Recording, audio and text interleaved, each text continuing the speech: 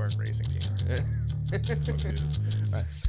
Hello, ladies and gentlemen. Welcome back to the Monoxide Podcast. I'm your host, Harris, a.k.a. Monoxide, man of many automotive aspirations, and I'm here with my beautiful co-host, Dan, Mr. Gun at Garage. Hey guys, how's it going? Oh my god, we're gonna do one of these. All right. I'm just kidding. Hey guys, what's up? You know how insane people would go if that's what they had to listen to? Just some like ASMR whispering. Yeah. 3 hours of Dan whispering into the mic. Yeah. I'd go insane. But anyways, today we are going beyond the meat with our fellow Texas traveler from TX2K, Mr. Caleb Isenberger. Yeah, hey guys, I'm Caleb. Real quick, let the dyno run do its thing. And in case you didn't get the hint, we are based out of Ratified Motorsport, and sometimes they do some awesome dyno runs. Today they got a little 5-cylinder down there making some steam. I have no idea what it is, but it's probably making a good bit of power. Probably a good question for Trey. See what this one is. Yeah. I'll probably text him halfway through the episode. What is that thing making? 'Cause it sounds good. So, yeah, Dan's like, what's that little go-kart down there? Yeah, those things are sweet. I mean, Yeah. I hit Trey up one time, just asked him, I was like, hey, just curious. I don't want anything like crazy or whatever, but like, let's say in the event I did go buy an RS3, what would it cost to like make a 1,000 wheel? He's like, I don't know, 50 grand. I'm like, that's it. Mm-hmm. But anyways, I'm Caleb. Got a couple Corvettes, and we did go to TX2K together. A lot of people angle that a little more towards you real quick, by the way. Yeah, there you go. Okay, so a lot of people probably know me from various different cars. I can just start with my history with cars, or like the cars I've had over the years, because I think everyone knows me for just getting different cars all the time. I do hear a lot of like, oh, he's the one with this, or he's the one with this, and it's a different car like every time. Well, we could go down that route, but let's quickly recap Texas 2K. Yeah, because it was an absolute nightmare for you.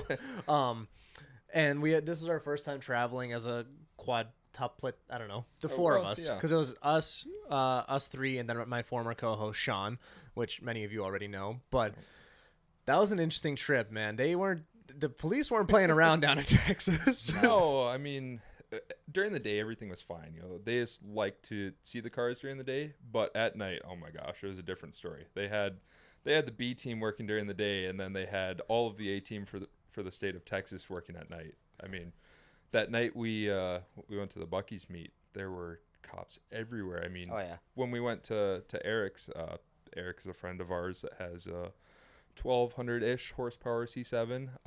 We stopped there to meet up with him and cruise over to Ennis, which was 15, 20-ish minutes away from our Airbnb. And along that drive, it was kind of like the maiden voyage for the ZR1 at night. Now, we had taken it out the night before, but it was Tuesday night, early in the week, so things were kind of quiet in the town. Wednesday night is when the street stuff starts to ramp up, and the cops really know that. So when we left Waxahachie and we're headed towards Ennis, we got on the highway and didn't even make it 5 minutes down the road, and I had gotten pulled over right away. No, we were headed toward. Wait, no, we were. Yeah, we were going. Yeah, we were to the Bucky's. Yeah. Yep. So we were going from the Waxahachie, from Eric's to the Bucky's, and like 5 minutes out of town, I get pulled over right away in the ZR1.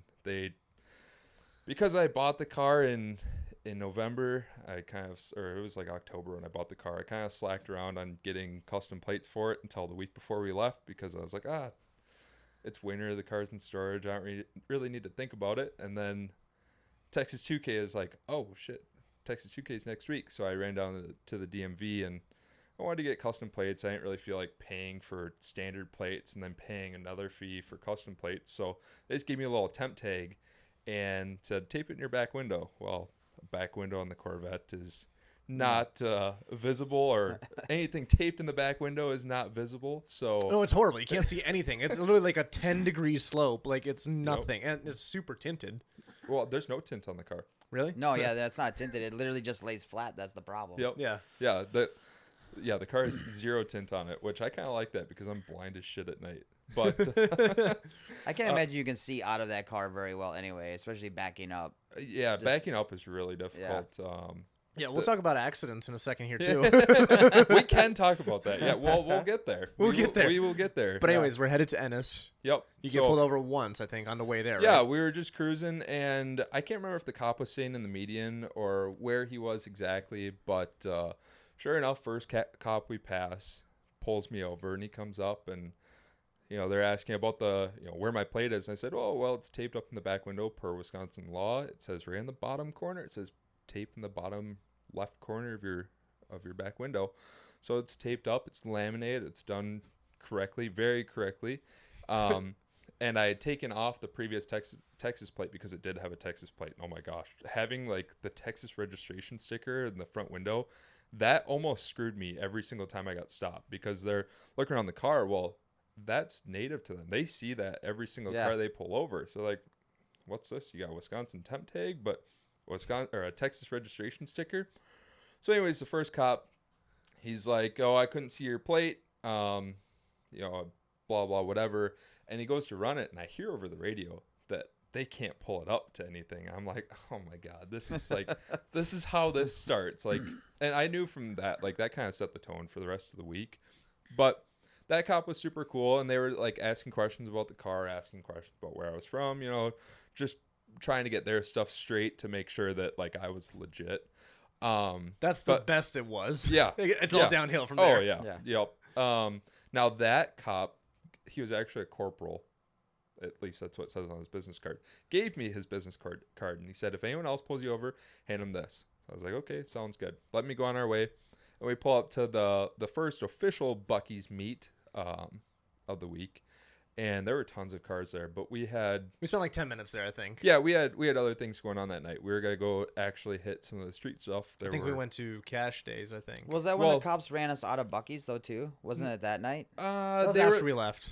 Yeah, okay. They said don't park in the... At the pumps. Yeah, at the pumps. Okay.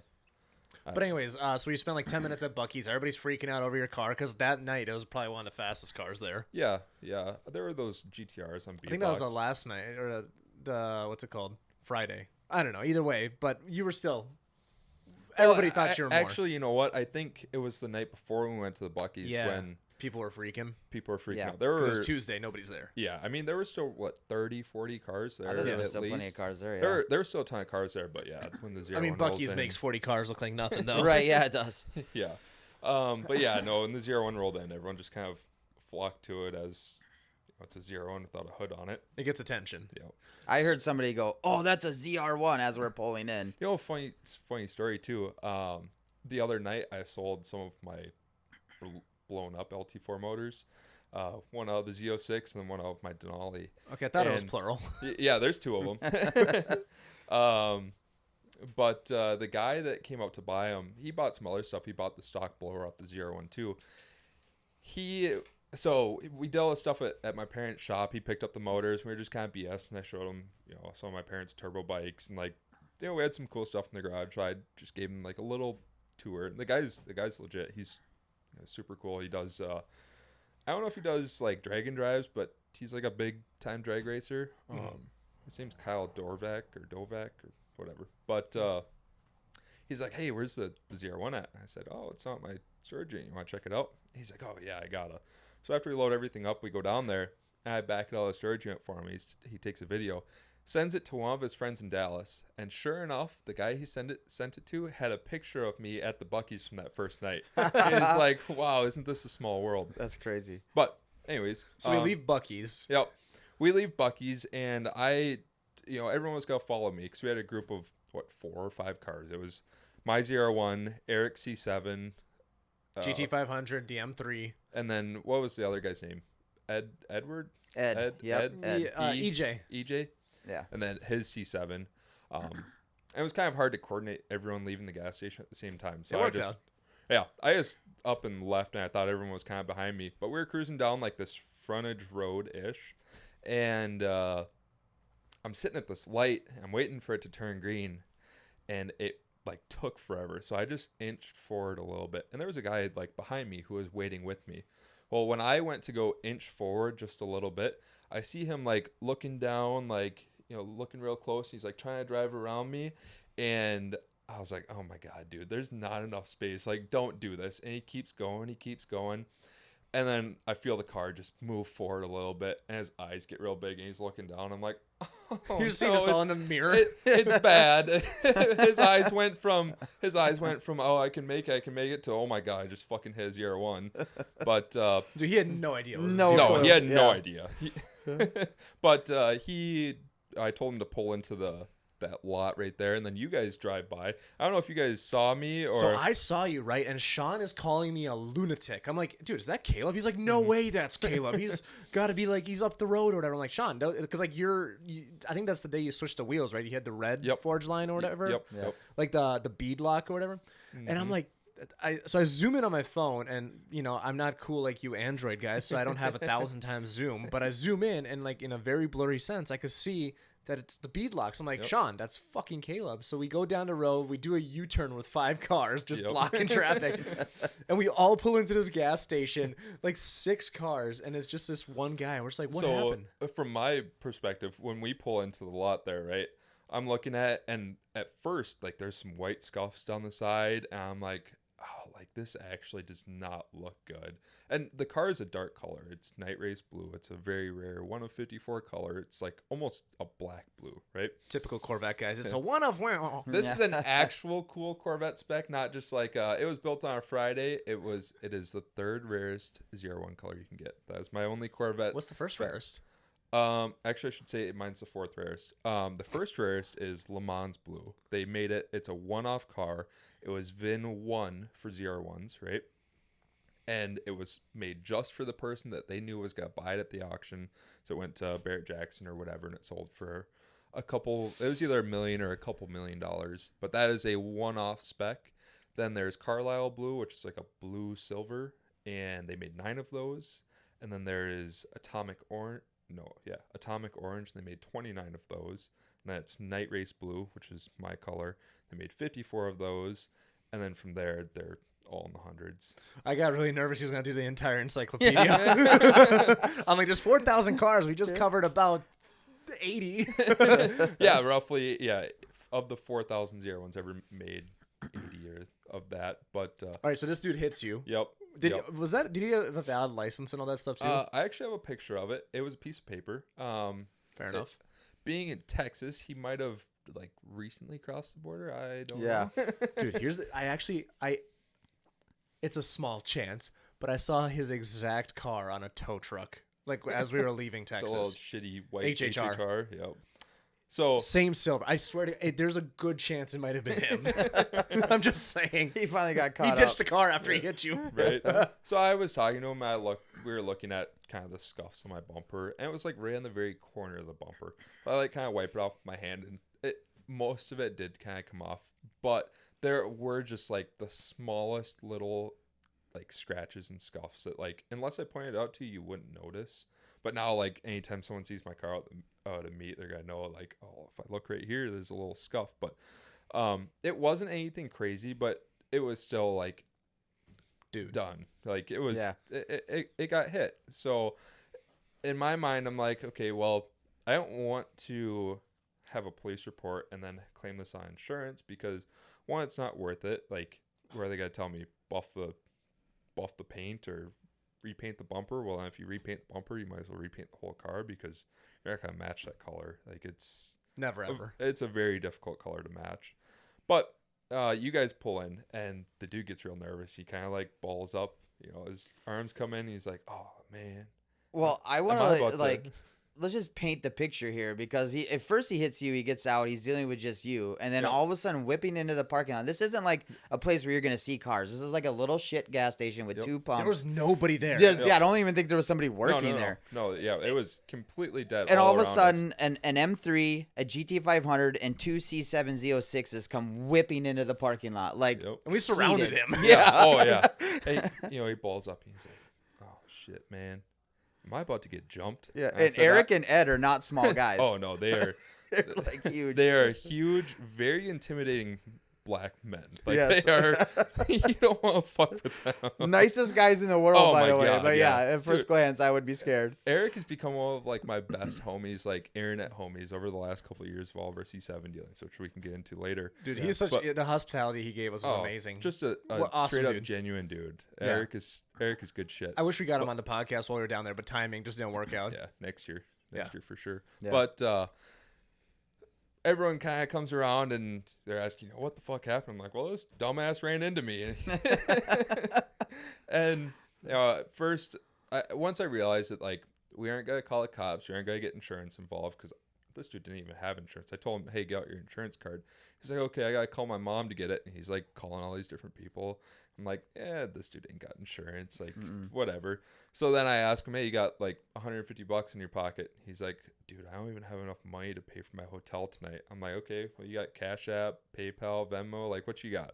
I need some money from you for this, which I didn't, but we're gonna try and work him over for something. But then I kind of felt bad because it's like, all right, maybe he doesn't have money and whatever. Like it's really not that big of a deal. Like it's annoying, but it's not that big of a deal. You're nicer than I am.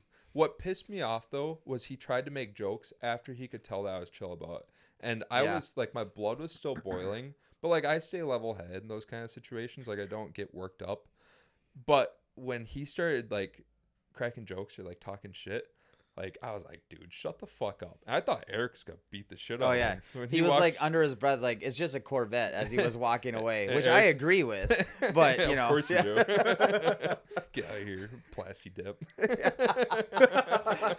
Well, actually, it's not plastic. It's like a better plastic. It has automotive clear coat. Oh my god! If I had to heard say that in Texas. Oh my god, I heard it too many times. But yeah, no. Eric was like, "What'd you say, homie?" And then dude gets in his car and speeds off. But from there, oh my gosh, the night just got better. Did it? Well, yes. Yeah. We get on the highway and cruise 5 minutes, if that. And we're cruising from Ennis, and we're going through Waxahachie to Mansfield, I think. To Mansfield to get E85 because there was a racetrack in Waxahachie that had E85, but it was testing at like 50 to 60% for everyone for the week. Garbage. Well, yeah, which whole nother tangent on E, but we'll get there. Yep. But the Mansfield Kroger had 80 to 88%, and some people were saying that it was testing 88 to 90%. But that was the one in Mansfield, and then there were 2 or 3 other locations across Dallas. So I figured if we're gonna get E, it's only 20-25 minutes away, and everything that we were doing, we were going back up north anyway. So it like was on the way, but not really on the way, but kind of our only close option to get E85. Well, anyways, we're cruising from the Bucky's after I get hit. We get on the highway, and not even 5 minutes down the road, I get pulled over for the first time. And I think somebody else was pulled over, and it was another cop that had somebody pulled over. EJ got pulled over.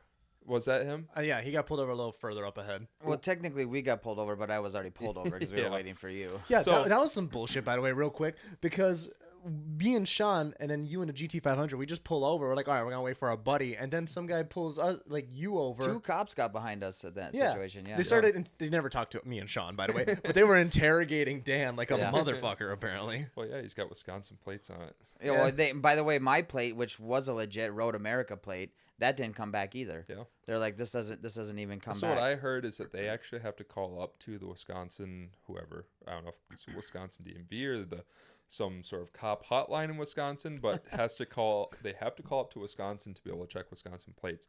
And I'm surprised that they were not doing that because with everything going on, you would think that they were going to cross every T and dot every single I when they pulled you over. But it must be, they didn't want to deal with the extra headache of actually tracking down or checking to see what they had a lot of other shit going on that night too. Yeah. Before we get too far into the show, I wanted to take a moment to talk about Raise a Hood.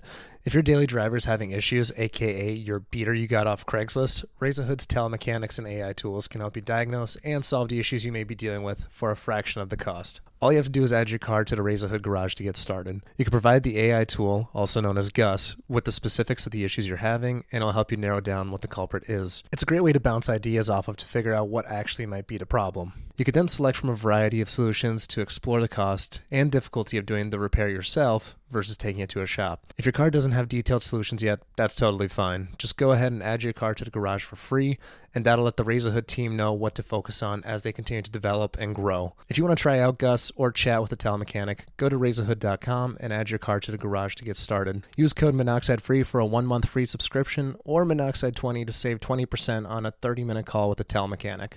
Let's get back to the show. But first cop pulls me over, and the first thing he says is, "Where's your license plate?" I said, "Well, it's taped in the back window."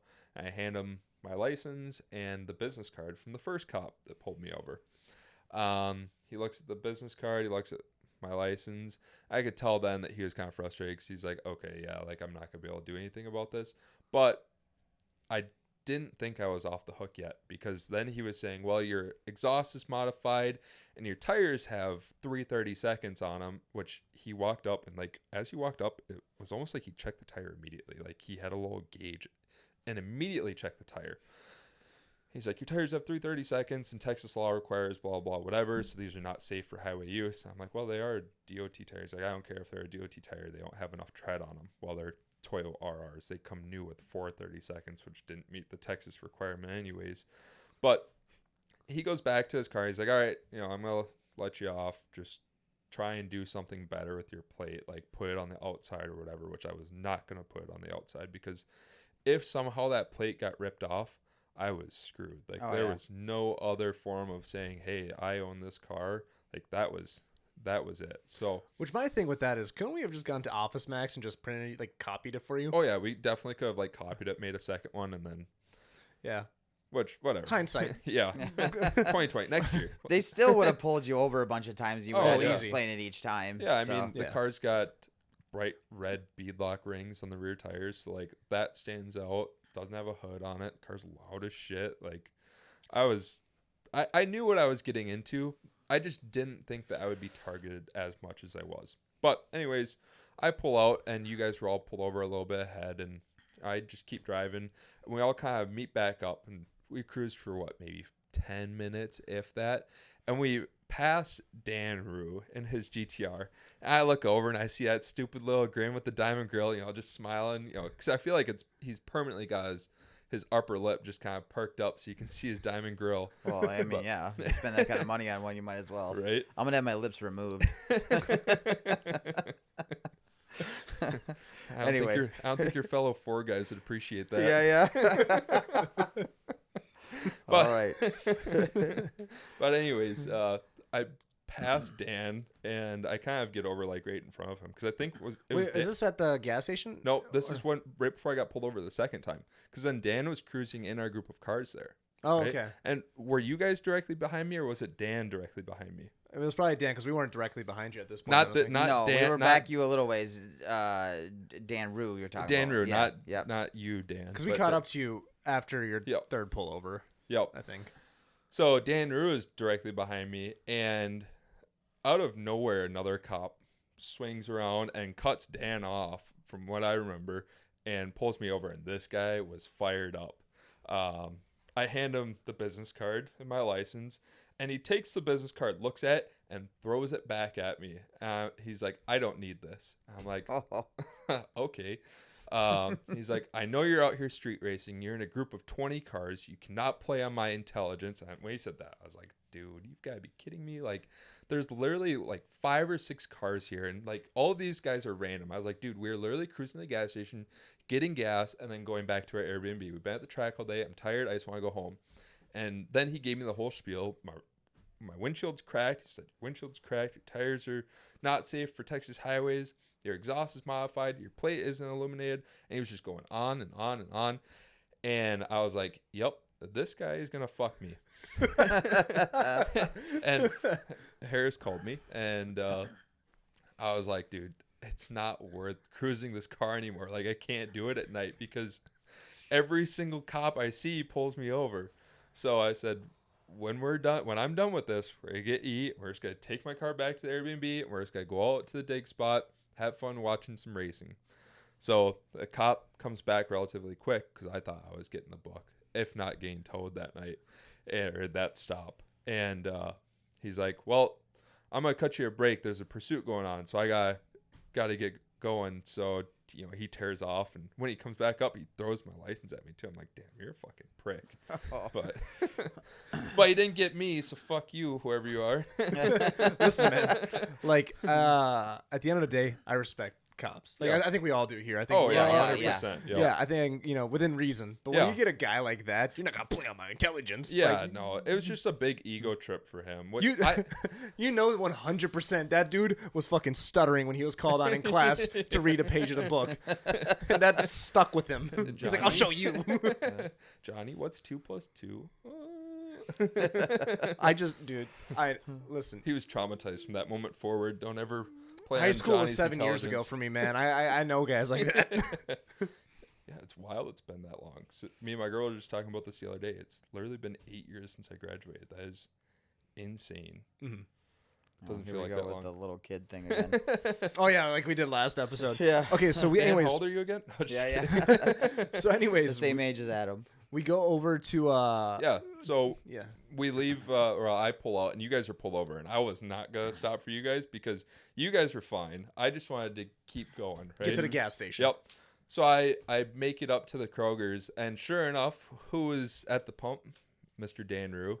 So I pull up like on the opposite side of the pump from him, and I get out and I start pumping E, and I see his dumbass little head poke around the gas pump. He's like, "What'd they get you for, man?"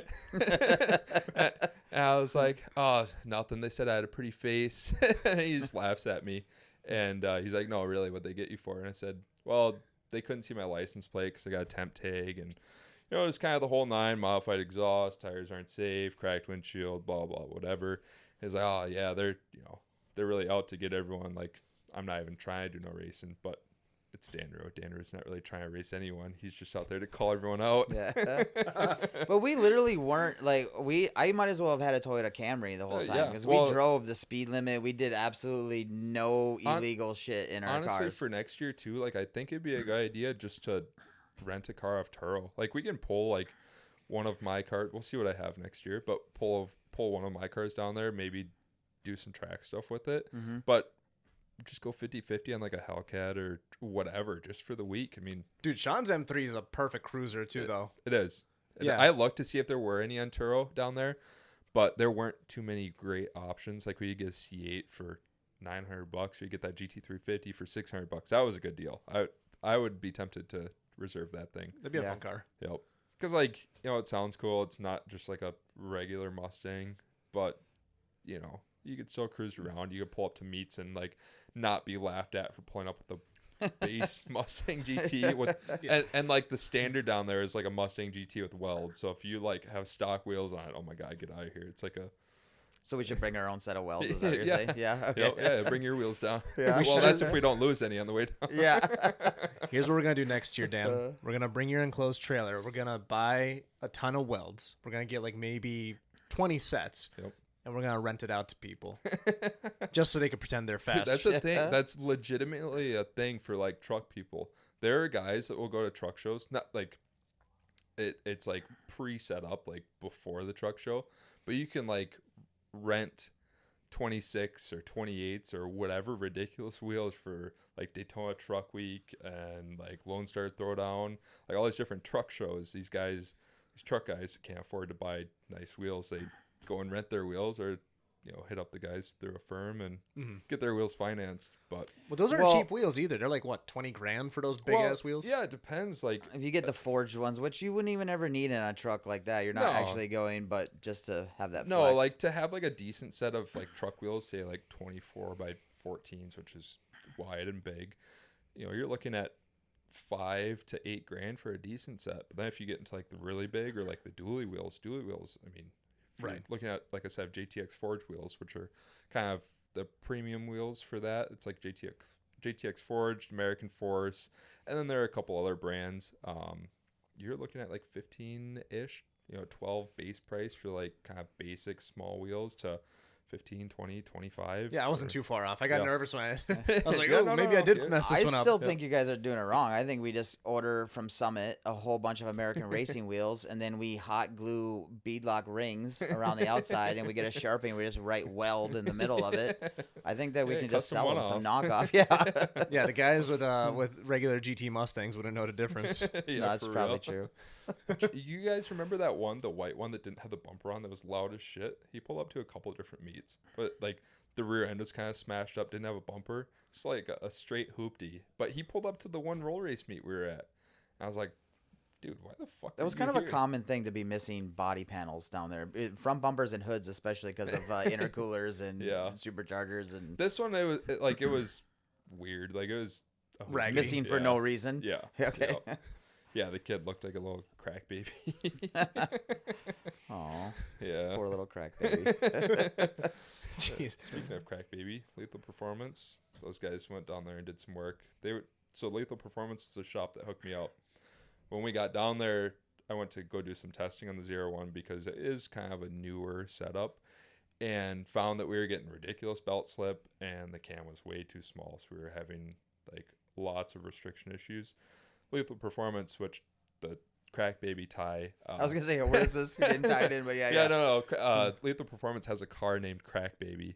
It's a maroon ZR1, and they went and raced, which at the time was known as being the fastest ZR1 on the street, which was Josh Vargas's car, which was built by Advanced Modern Performance, or AMP.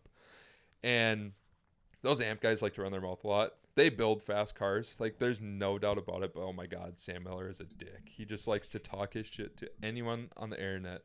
And he's just airing out all his laundry today. Yeah. But I don't care. Me and Sam go back and forth all the time. Well, from time to time. I think me and Sam are cool, but we definitely have our differences. And we definitely let each other know from time to time. But, anyways, that car was stupid fast. It was a black ZR1. Built motor, stock blower, but tons of weight reduction, like tubular K-member, no power steering, no AC, had carbon seats, kind of the whole nine. And he was going like 3.7s, 3.6s on the street, 60-130. And Lethal went down there with the intention of racing him, which they took the car from the track, which they broke at the track. They broke the diff, swapped the diff and transmission to go race him with their white car, which they call Lethal 1. And they put 2 cars on him, and then they raced him with Crack Baby, which was the maroon car, and did the same thing. Those are both 2650 cars like mine. But yeah, the Lethal cars have to be going like 3.5s-ish, 60-130, which is moving. But they're super humble, down to earth, and like they were super nice guys when we talked to them. Yeah. Danny, the owner, he sent a guy twice down to San Antonio, which is 4 hours away. One to bring me a pulley so I could go down a size, and another trip to bring me a smaller belt. And I ended up trading him just a suede shift knob that matched a steering wheel I had sold him a couple weeks earlier. So it was like, he just did it to help me out. And like I told him, how much money do you want? I'll PayPal you whatever you want. He's like, oh, we got talking and basically came across that I had this shifter with me. He's like, oh, I want that thing. So it was going even. Well, okay, sweet. It was worthless to me, but to you, that's sweet.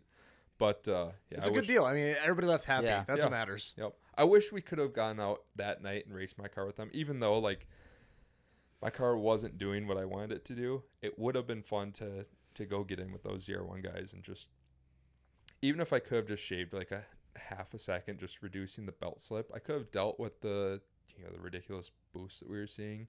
But just getting rid of the belt slip, the car would have gone a half second or more faster, 60-130. Which would have been roughly what? I think ballpark low 4s. Okay. It shouldn't be in that range, but it should be sub 4 60-130s, right?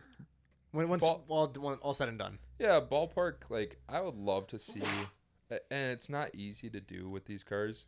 It is easy because you can just do a pull in third gear and go from 60 or start at 50 and do 130 plus just in third gear, because ZR1s have like the best gearing possible for roll racing. I mean, everyone that has any kind of built Corvette if you're making around 1,000 wheel before you'd ever consider doing more power, which not very many people do this, but more people should do this, and the really fast guys do this, is swap their trans for a ZR1 geared trans or like a ZR1 trans, just because the gear ratios are so much better.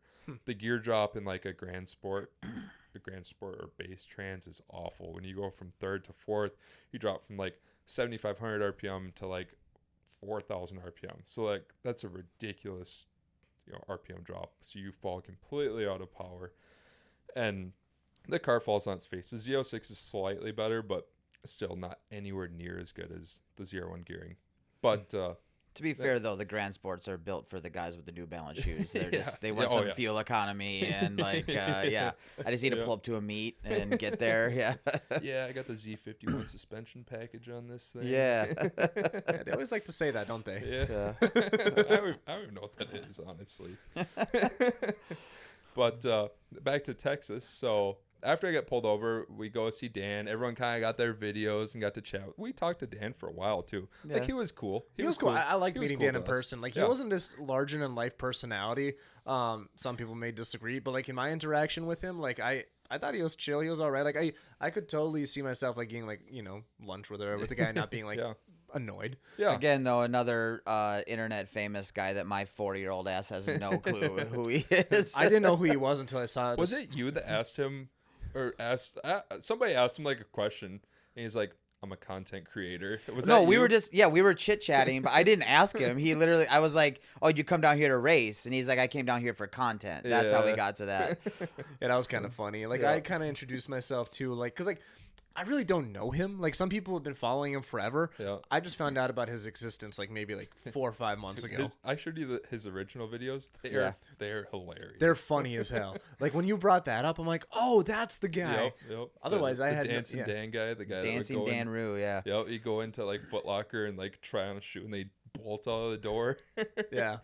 But no, like it was chill. Like, and then I think he just left. I think he just went to bed or something after that. He's like, he said like 6 times, "Yeah, my Airbnb is right over here in Mansfield." Now, keep in mind the houses that were around there, they were all massive. Like those are nice houses. Super nice. There's a Kroger right next to them. Yeah, yeah. Of course, super nice neighborhood. So he's like, "Yeah, my Airbnb is right up the road. Yeah, I got a house right down the road." But no, he was cool. When I got out of the car, I was like, I acted like I had no idea who he was, because like I didn't want to give him like the satisfaction. "Oh my God, you're Dan Rue," because he was getting. You want to go all fangirl on him? Yeah. No, I wasn't trying to do. Which all is that. cool, because you do the complete opposite with me. You're like, "Oh my God, it's monoxide."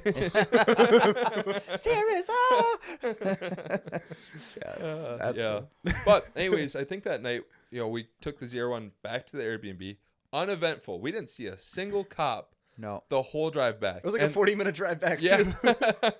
I didn't see a single cop, and I think on the drive there, we saw easily 40 or 50 cops. Easy. Like they were like, there'd be like 3 or 4 of them on one side of the highway. Just they were like lined up in those little things on the side, like they're literally like ready to go out. And in Texas, the highways are not like here in Minnesota or Wisconsin, where there's like just a turnaround. Like Texas has all their frontage roads and then like frontage road pull-offs. So it wasn't just like the cops are sitting in the medians. They were sitting on the side roads too. So like you could see 2 or 3 of them in a median, and then you'd see 2 or 3 of them tucked over on the frontage road. Yeah. So like if a good group of cars came racing through there, they would have got everyone. So also, just to put it in perspective, we heard going down that if you were caught racing on the street, you were getting immediately impounded, no questions asked. And not even impounded, like your car could be seized. Yeah. And not given back. And we saw several cars on flatbeds. Was it that night, or was it the night before that we saw? I swear every night I saw at least one car on a flatbed. Yeah. It might have been that night or the night after where we saw there was a 1 Series, it looked like. So that thing was getting loaded on a tow truck. Yep. Oh, no. He was about to get loaded on a tow truck. Before that, it was like a Mustang. And he was already like halfway on the tow truck. Yeah. By. Yeah, dude, that's crazy. They were not joking about taking everyone's shit down there, dude. No. They were serious. We saw the helicopters. We saw all the cop cars everywhere. I mean, they gave you so much shit for not having that plate. Yeah. I was just getting harassed. But it is what it is. Like, but there were some cool guys, too. Like, you actually walked up. Dude, the very first night, the first night, dude, he literally just walks up to a cop car at the Bucky's. He's just like, flags him down with true authority. It's like, come over here, I gotta ask you something. Is this illegal? Literally, like you were. Explain how that conversation went. Yeah, so the cop was just kind of cruising around the Bucky's lot, and I waved him over and I was like, hey, I got a question for you. He's like, all right, I got an answer. I said, okay, so I'm down here from Wisconsin. I just bought this car and I have a temp tag. Am I gonna get harassed for having a temp tag? And he's like, does it come back to the car? I'm like, yeah. He's like, you're fine. And then we kind of were talking. I'm like, well, like, are you able to run it? Can you check it? Like, can you just make sure? I just don't want to deal with any drama down here. Like, I'm down here to have fun. I want to go to the track. I want to just have a good time down here. And he's like, dude, as long as it's like a legit temp tag, like, you are fine. So okay, I took that to heart, and I was like, yep, I'll be fine for the week. Well, when we were kind of wrapping up our conversation, he's like, so what's it make? I'm like, I don't know, 1,000. And he's like, let me hear it. So I jump in and start it, and I mean, the car is stupid loud, and he's over there grinning ear to ear. It's like you wish all, because there was a lot of cops down in Texas that were car enthusiasts. Oh yeah, like we met a guy the day we went out to like the roll meet or whatever, which was kind of a flop, but like we went out there and like this dude was like out checking out. He's a big BMW guy. He used to have like an E46 or E36, whatever it was. He's checking out Sean's M3, freaking out, and then the next M3 pulls in, has a ski box. It's like matte black. He's like, all right, Sean's dead to him. He goes up to this other guy. This thing's amazing. Yeah, no, I was a little nervous. So this was like nighttime. It was like that was the roll race group there. All the fast roll race cars were there. And this cop pulls in with the group. I'm like, oh, great. Like, this guy's gonna tell us to leave. He gets out of the car. He starts looking at everyone's car. Well, then he goes over to Sean and starts glazing the M3. And then I have some pictures and videos of him like just chit chatting. You have to send me those. Yeah. And then he found the other G80 that was there, the black one with the ski box, and talked to him forever. But that dude fun. Looked like a BMW owner.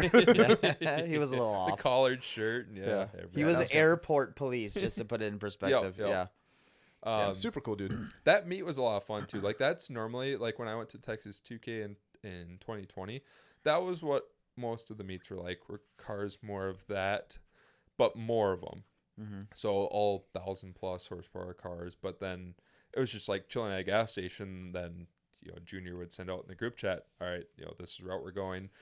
Usually we'd meet up somewhere in North Houston and then cruise like up and around over to like the Tomball, either the Tomball or the New Caney Hobby Lobby. So you'd cruise from the Stripes or whatever gas station it was to the Hobby Lobby. And at the Hobby Lobby, we'd all park in the lot, and they'd pick like 5 to 7 cars.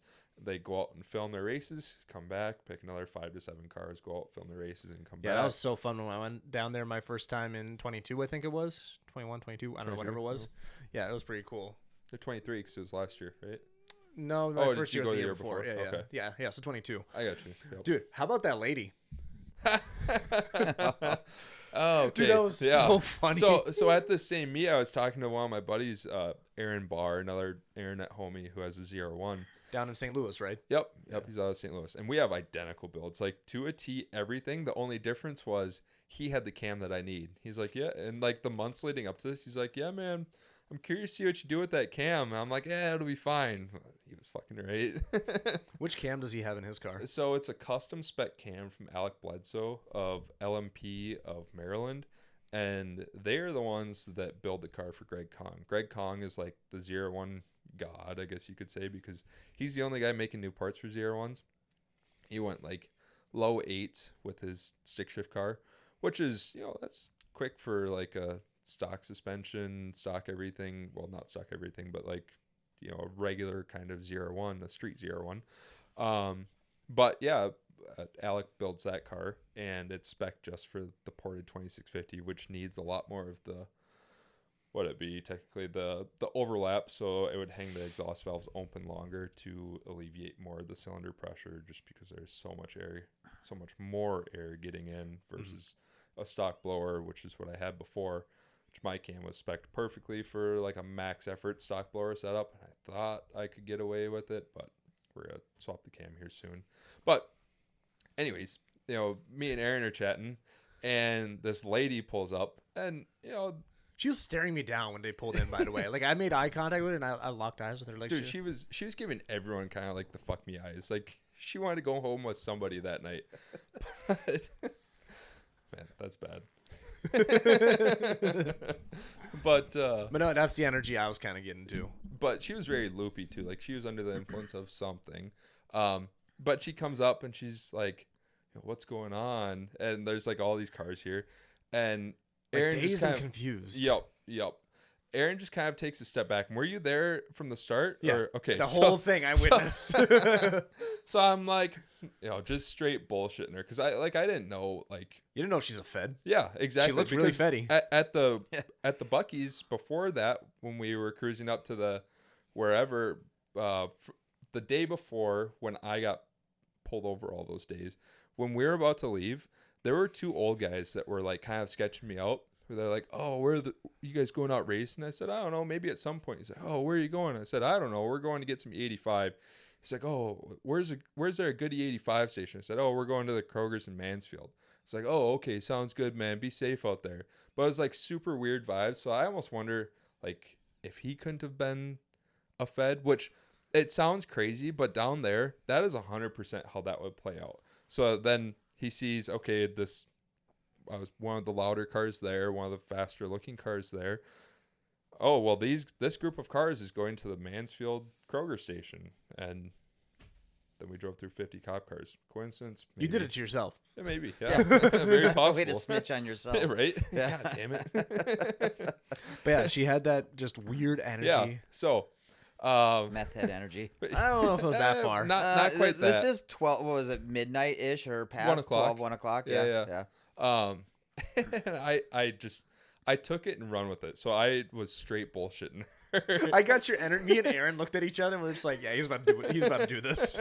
I was like, I don't know. All these cars, like, we're just cruising on the highway and we hit something. And, like, all these cars are broken, so we're just waiting for the tow truck. As the C7 is, like, halfway loaded onto the trailer that was already loaded, checking for oil leaks and shit.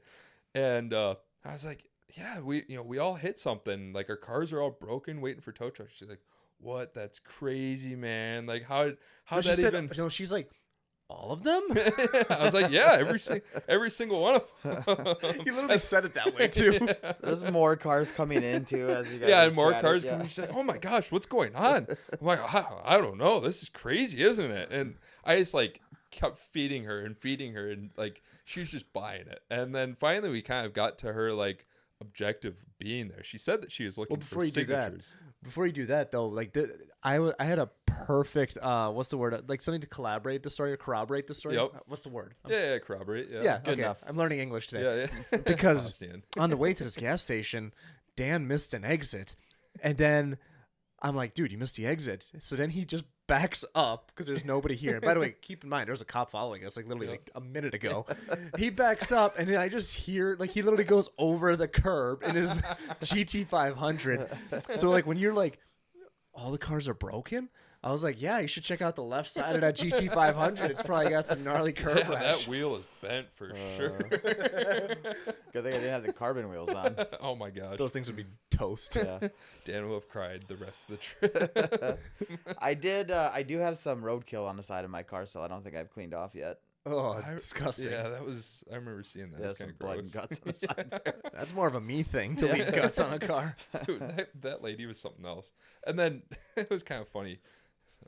Aaron's not gonna care, but I glance over at Aaron. He's kind of like checking her out up and down, which I mean, she wasn't like sketchy looking, but Minnesota like, 7. Yeah, solid Minnesota 7.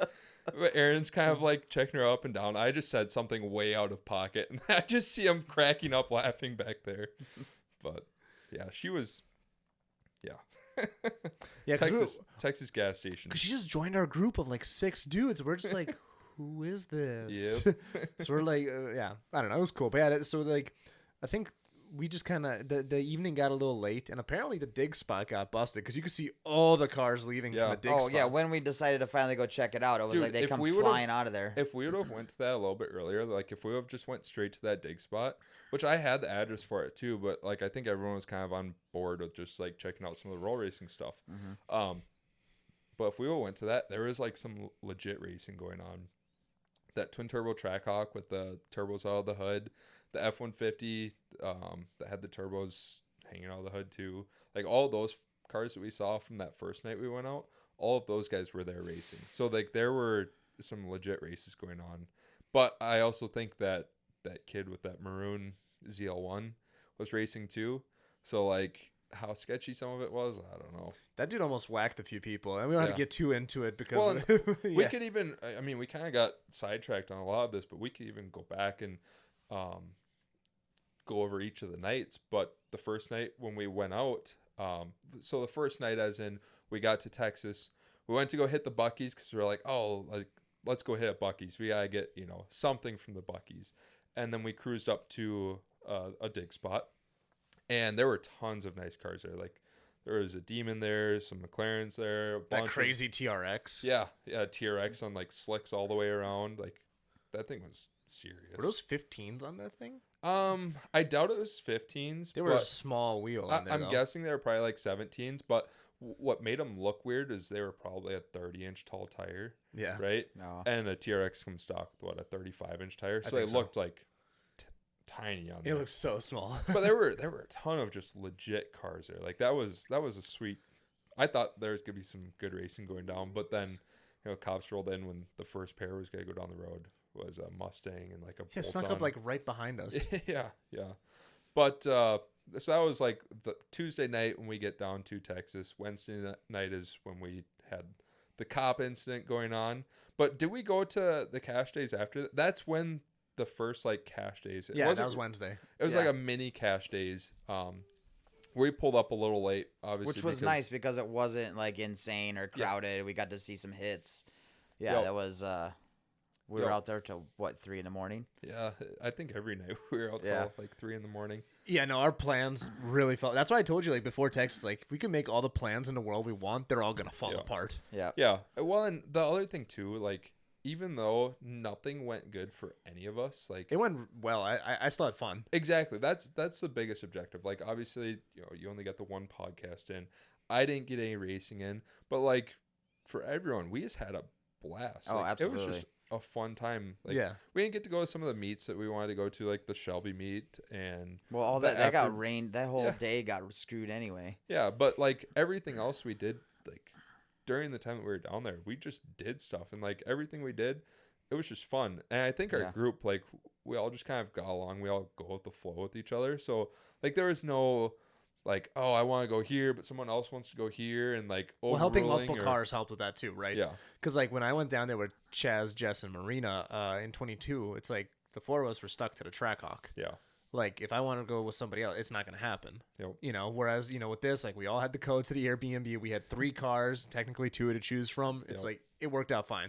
That's the way to travel, but don't cram everybody into one car because everybody's going to be complaining about something. Mm-hmm. Because you're out there wheeling and dealing. This guy came back with half a car. It's like, oh yeah, I made a junkyard run while I was down there. Dan brings back 2 bumpers, 2 doors, and what else? That was a seat. Yeah, a seat. Yep. Minus 1 tire. Yep. Well, we didn't have room for your shit after I got my shit, so something had to go. Yeah. Dan picks up $200 in escort parts and loses a $500 Toyo RR on the way back. Fucking dick. Dude, it was literally like, I don't know if we want to get into this story. No, I'm gonna get into it. I'll tell you right now what happened. Okay. So first I tried to get Harris to go get it, man. He refused. No, so seriously, I'm looking at this highway and like I evaluated this. I'm like, dude. Well, okay, first of all, 4 or 5 lanes. Before we even do this, okay, I'm literally like nodding off like half asleep, right? And then I just hear Dan say, "Oh shit." I'm like, what? He's like, we lost a tire. And I think he's looking back there. I'm like, oh, did he blow a tire on a trailer or something? You know, it's pouring rain or whatever. We're almost to the Bucky's over there in Melissa. In North Dallas. Yeah, yep. Yeah. And he starts pulling over. And he's like, yeah, we lost a tire. And he's like, I see it bouncing back there. He's like, 3 cars had to swerve. God damn it. Well, just to put it in perspective, it's a drag radio, right? So, like, obviously, you know, but it's like 14 inches wide. And so it doesn't roll over on its side like a normal tire would. It stayed straight up and down, and it rolled into oncoming traffic, which was insane. Like, there was cars everywhere. And I saw 3 or 4 cars, like, had to go woo, woo, like, all over the place to avoid it. And then it just goes up nice and slowly, and it just bumps the little median median divider, the concrete divider, and then it just sits there up on its end. Of course, doesn't tip over because it's a ridiculous tire. And I'm looking at it, and I look at Harris, and Harris is like, it's raining. Traffic is nonstop. I'm like, this is going to be like Frogger level 1000. Like, there's no way. Well, I'm looking at this. I'm evaluating this. I'm like, Dan, neither of us are athletes here. Okay, these cars are going 80, 90 miles an hour. It's a 4 or 5 lane. And like, okay, Dan's idea, like he felt bad after we took off. He's like, man, I should have went back there and stopped it. And like we thought about it. I'm like, dude, it's a 4-foot shoulder back there. You can't park on the left side. So no matter what way you do this, you have to run across the highway. It's raining. You slip on one of those paint slicks. It's game over. It's like... So then a few hours later, after our conversation, we hit up our buddy Jay, who's coming back from Austin, right? Because he lives up here in Minnesota half the year. And I'm like, Jay, I got an idea for you. Like, because he's like, oh, man, this trip is boring. Like, I'm about to fall asleep. Whatever. He was complaining about something. I'm like, well, here's something to spruce up your trip. So I found, like, on Google Maps, like, I gave him a pin. I'm like, hey, start looking at the left side of the road here. 2 miles out, you find this tire. It's a $500 tire, and Dan's like, I got a crisp $100 bill if you come back with that tire. So, dude, he sends me a picture. Like, this is maybe like within a quarter mile. 8 or 9 o'clock too. So I thought traffic would be like down to a minimum, right? Yeah. He's like a quarter mile away from like whatever the destination was. You can go on Google Earth, by the way. We'll show you exactly like how bad it was. We'll get it next year when we're down there. Yeah. But it's like tons of traffic, and this is at night, and I was like, he's like, dude, ain't no fucking way I'm not dying for a tire for $100 bill. This ain't worth $100. Yeah, so I was like passed out and you called me, and then Dan texted me. He's like, I lost your tire. I'm like, they got me fucked. They're fucking with me. Well, also this whole trip, Harris is like lying to everybody every time someone asks him anything, like Sean asks, oh, how's the drive going? Oh, well, currently we're unloading the cars in Oklahoma. The truck broke down, typical Ford. And we're gonna drive the rest of the way in the Corvette and the GT500. He didn't know that we had the truck and trailer still until we got down to Texas. Yes. This is like 4-hour time period. Sean had to think that my truck was just stranded in some random shit freaking state. To be fair, the first time they did call, the truck went into limp mode, so we were on the side of the road. It was bad timing on Sean's part. It's totally his fault. Yeah. Because like 2 times he called us and something went wrong. What was the first thing? I can't even remember. Oh, I can't remember what it was. Yeah, you fucked with him a couple times. The first time was when we went into limp mode, and then the second time was when we were in that gas station or whatever, like right into Texas. What'd you tell him then? Hey guys, real quick, if you are this far into the show, you are probably enjoying it. That said, if you got 5 or 10 seconds to jump on Spotify, Apple, YouTube, wherever you're listening, to just drop a quick review, it will go a really long way in getting us in front of more car enthusiasts. A share on Facebook and Instagram doesn't hurt either. Let's get back to the show. Oh, I don't even know, man. I just know everyone. You were just well, they're harmless jokes. It's like us breaking down doesn't affect him getting to Texas. Yeah.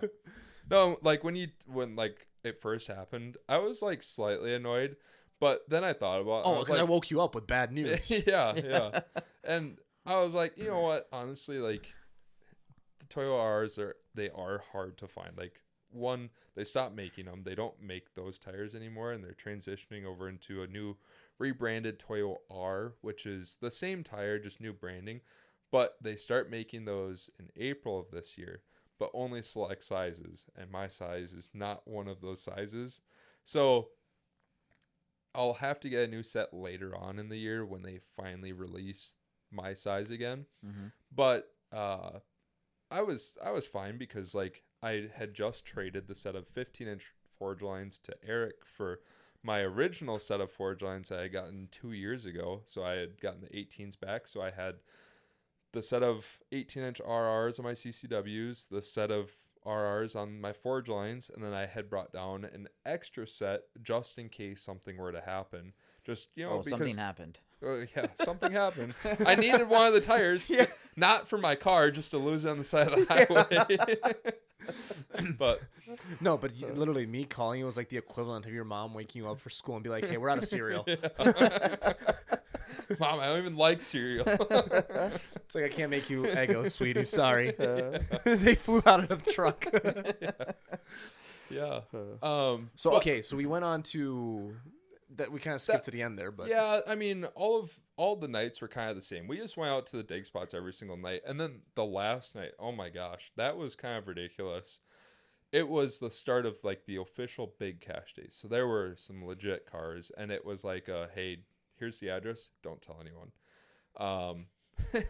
Well, everyone ended up finding out about it, which that's just how it goes. But does it? Because that was a lot of people that showed up.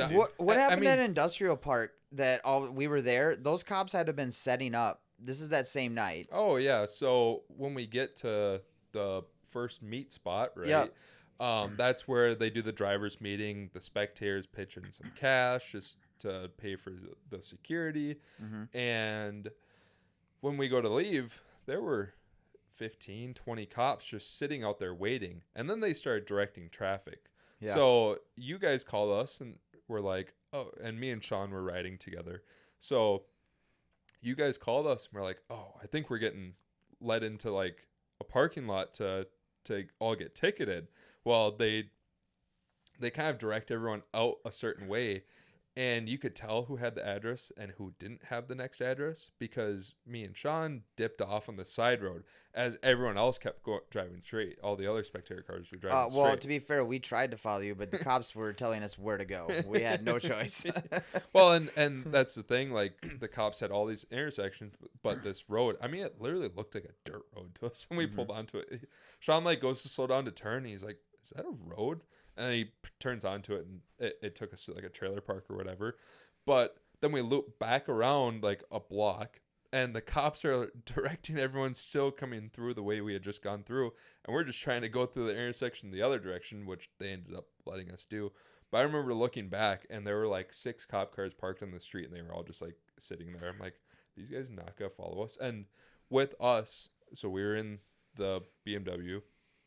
There were 3 other truck and trailers like kind of in our little group there.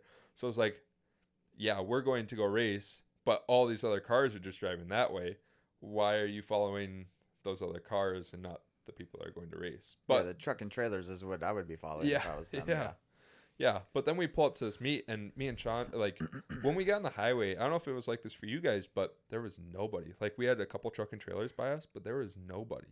Like, it was dead. Well, dude, we were going like, cause like I got on the maps. I'm like, damn, like we did the same loop or whatever, and I was like, oh, the cops are that way. Let's not go back there. Yep. And everybody, you could literally see like a convoy of like 30 cars behind us following us, and I'm like, all right, we need to get away from these people now. Yep. So, cause like, again, like you said, you could tell who had the address because everybody was taking the same stupid corner. Yep. So then I look at the map. I'm like, damn, like, cause my maps wasn't loading. I'm like, let's just go this way. So we took like a detour, just going completely the other opposite side. Stop at a truck stop quick. The truck stop. It was a sketchy truck stop. Yeah, Dan was not happy with that one. He was very unhappy with my navigating there. Yeah, I unloaded one there. It was a nice, comfortable truck stop for me though. But yeah, no, I literally dropped double layer or triple layer of toilet paper on the seat. It's raw dog. Okay.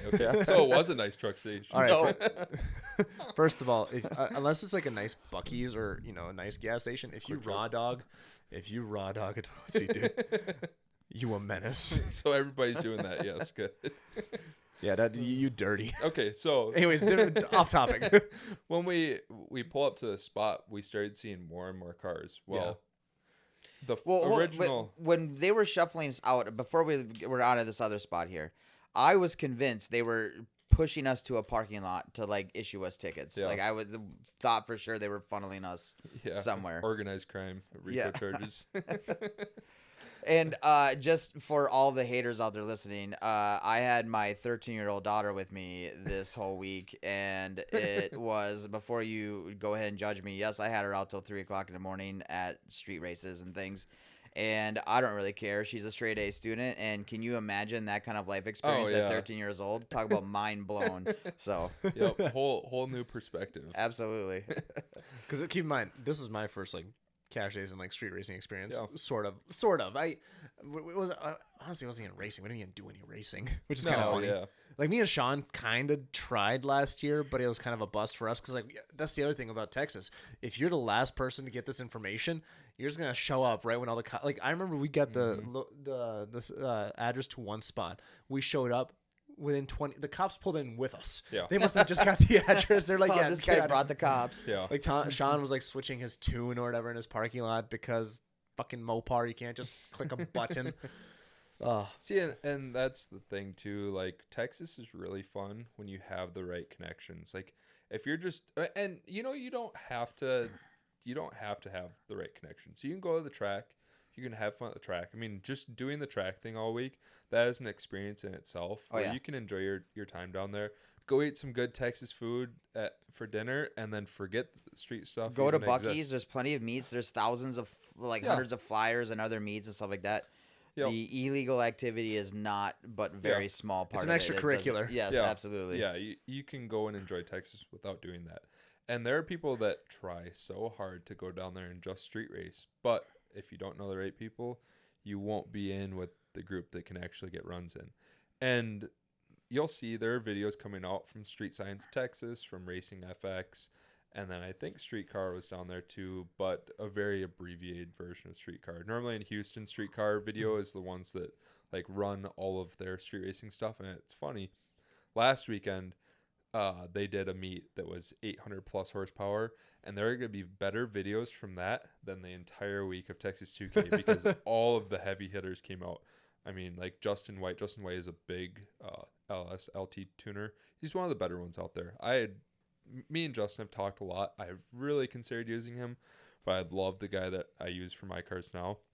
But Justin White was down there. A bunch of amp cars were out there. A bunch of midnight Mustangs were out there. I mean, you name it, it was down there. A bunch of fast ZR1s. And just some of the videos I've seen so far from the weekend after Texas 2K down in Houston, it was better than any of the Dallas stuff, which, it's hard. Dallas is not impossible to get the racing stuff off. But if you're a heavy hitter, it's not worth the risk. Yeah. I would rather go to another event that's like an off-season type thing. Yep. That would be not during Texas 2K. I think you had to kind of give it a little bit of slack too, though, because it is a new event. Yeah. People got to figure it out. Like the Houston location, they had like damn near 12, I think it was 12 years to get that sorted out? Because Texas 2K started what, 2000? I thought Peter said that, because he explained it during 2000, 2000. Started in 2000? Oh, yeah. He's like, as dumb as this sounds, this is how the Texas 2K name came about. It was the year 2000, and we had just changed into the new whatever, and I came up with Texas 2K. Yep. Just like that. And back then it was hosted at Hennessy Performance, so Hennessy had its own little track. Well, I think at the time it was operated as like its own separate drag strip. But Hennessy happened to be right there, and I think now Hennessy has absorbed that track as part of their facility, so they do all their testing, which I'm not going to give Hennessy any more praise because they're an absolute joke in the modified car community. Anyone that doesn't know anything about a car will see a Hennessy car and be like, oh my God, it's a Hennessy car, a Hennessy 1200. But yeah, Hennessy's around here. Yeah. Hennessy's an absolute joke. I mean, you can go spend, let's say, for instance, a C7 ZR1. You can go get a Hennessy 1200 package. So I think there's one local here that may or may not be legit. I think there's technically two. One of them may or may not be legitimate, I heard. I don't know. Interesting. I only know of one, so. Yeah. I think I've heard that there's a story of like two of them. Somebody called down to like check on one of the cars because like they didn't think it was legit and like it wasn't legit. But anyways, send your C7 ZR1 there to get a 1200 horsepower package, right? You'll go spend $80,000 with them, which it should never cost that much to do one of those cars. But go spend $80,000 with them, and you'll end up with like 800 wheel, 900 wheel, which is like a basic. You don't even have to do anything to one of those to make that. Because the LT5 that comes in the C7 ZR1s has port injection and a 2650 from the factory. So like that's what everyone does to the C7 Z06s anyways. They do port injection and a 2650, and then they go make 1200 horsepower and run 360 130. But Hennessy's a joke. End of tangent. Back to the street racing in Texas, or lack thereof. Yeah. Well, yeah. So we get to this spot. This was Friday night. So, or was it Friday night? Yes. It was all a blur. Yeah. Yeah. Friday night we get to the actual cash day spot, and we pull into the lot, and the front lot of this building is all full, like completely full of trailers, cars. That was for the racers. People were parking in the grass across the street from this front lot, And then there's these massive warehouses behind this front lot where everyone was kind of parking. And that's where we ended up parking. A lot of other races were staging their stuff between these two warehouses. Well, we get there and there's maybe 50-ish spectators, 100 spectators when we get there. So that's a decent amount of spectators for like a street race. You're talking about when we met the guy with the red ZR1, right? No. Or is this the other one? Are you talking about the first cash days or which one? No, this is the last Friday night. This Friday is the last night. one we go Friday to. night. Yeah. This is the final location, which I thought was a horrible location. Yeah. Yeah, because there was construction out on the road and, like, that they were racing on. Residential houses like down at the end of the run there, too. But it was right next to a wildlife sanctuary. So that's why they were doing it, is because there was... Well, we're not giving anything away here, are we? No. Okay. I mean, I don't think so. Okay. Don't ruin it for everybody else. There was a reason why they picked a spot. I thought it sucked for where we were at. Yeah. This is not the spot where there was like 1,000 people, was Yes. Yeah. Yep. Okay, yeah, you said a couple 50. I was like, wait a second. When they got there, by the time we showed up. When we got there, there was like, let me keep That's going. right. Yeah, that's right, because we showed up like a half hour later. Yeah. So there was, not very many people there. But as people were getting ready, they were marking out the road, measuring out, everything, getting everything set up. More cars kept coming. It was just car after car. And then all of a sudden, before any of the racing got on, the first 300 feet of the street. Now, this is a 4-lane street, and they were racing on the middle 2 lanes. So the cars were right next to each other, and then there was a center divider that went down to separate the 2 cars. People were lining up on the dotted lines that separated the lanes from each other on the 2 directions of traffic for the first 300 feet of the track. Yeah. And the 8th mile is 660 feet. So half track, it is completely lined with people. Like, if you take 10 steps back from the car, you can't see the cars until they're halfway down or towards the end of the track, right? It was the stupidest thing I've ever seen in my entire and drag life. cars, nothing ever goes wrong in that first 150 feet, Jack right? Barkley, my buddy down there, well, he's up here, but he posted on a Snapchat story later that night, one of the cars went from the left lane and stayed in it, but completely went into the right lane. Now, let's say that you're in the right lane and you're going down and your car goes to the right and he switched an entire lane. There are people right there. There are people at the dotted line. I mean, how wide is a regular street lane? 10 feet? 10 feet, 12 feet. Yeah. So there is no room for error. Like, there is no room for error. That, I mean... It was really dumb. Surface. Yeah. Yeah, and it's like, that was way too many people. Yep. Somebody put that address straight out, dude. Yeah. Because, like, that first night we went, like, it was maybe, like, 100 people total. To be fair, that was also a Wednesday night. Like, I heard that as it gets into the weekend, it gets more intense. Right. Yeah. But have you ever seen anything with that many people before? And Jack was even saying, too, like, when he went down to Pad Wars, there were 96 cars racing. They have food trucks there. They have, like, people selling, like, everything there. And he said that there was double or triple the amount of spectators at that Cash Days in Texas than what he saw at Pad Wars. Where Pad Wars, it's, like, triple the amount of racers and a third of the amount of spectators that we saw. Well, you should see, keep an eye out. You should see some 1320 videos come out because they were there videoing. Yeah, that was cool running into them. Yeah. Leading up to it, Fred was looking for cars to ride with, so I sent him a message. And I said, hey, I've just got a 2650 ZR1. It's just a ZR1, nothing special, but I figured I'd throw it out there just in case you were interested. And I sent him a picture of it at JWP right after I had my alignment done. And Fred replies with, what fucking color is that, with the eyes emoji? And I'm like, aha, so you do know. Which, the 1320 guys, they're big ZR1 guys. Kyle has a ZR1. They do a lot of stuff over at CT Performance, which is who builds Kyle's car. They're in Michigan, and the owner there has, like, the craziest collection of ZR1s. He's got, like, one of every single one of the rare colors. But we get chatting. I'm like, yeah, it's Night Race Blue. I'm assuming you know what it is. And he's like, dude, I think I've only seen one of those ever before in my life. And I know which one it is. It's the one in the CT Performance collection. But we ended up chatting back and forth just very briefly because, like, he was just looking to get, a couple cars lined up. And he said, when we get down there, hit him up. He wants to ride in the car. Well, we ended up running into him at the first cash days, and I talked to Fred and Kyle for, I don't know, 20 minutes or so. Something like that. Mm-hmm. And we were chatting about some Minnesota stuff that may or may not go down this coming year. We'll see. Great, because I was looking to release all the details on it. We'll see. 1320 might make it. That'd be interesting. This year. Yeah. That'd be cool.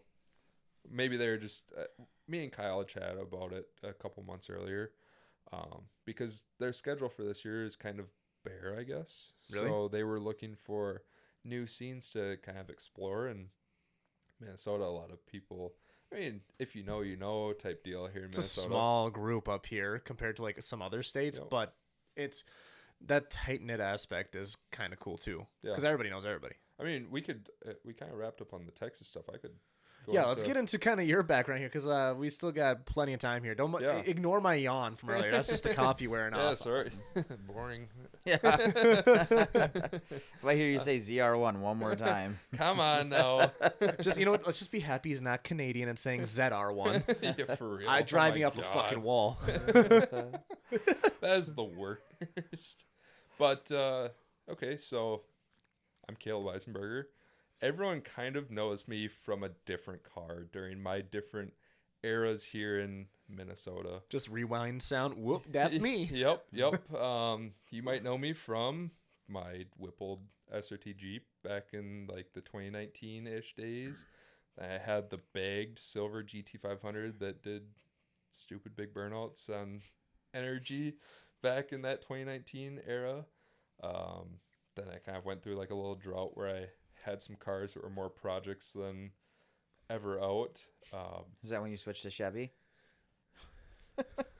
Coincidentally, yes, it was. Yeah, all right. Just wanted to get that. I just wanted to clear that up. Okay, go ahead, continue. Yep.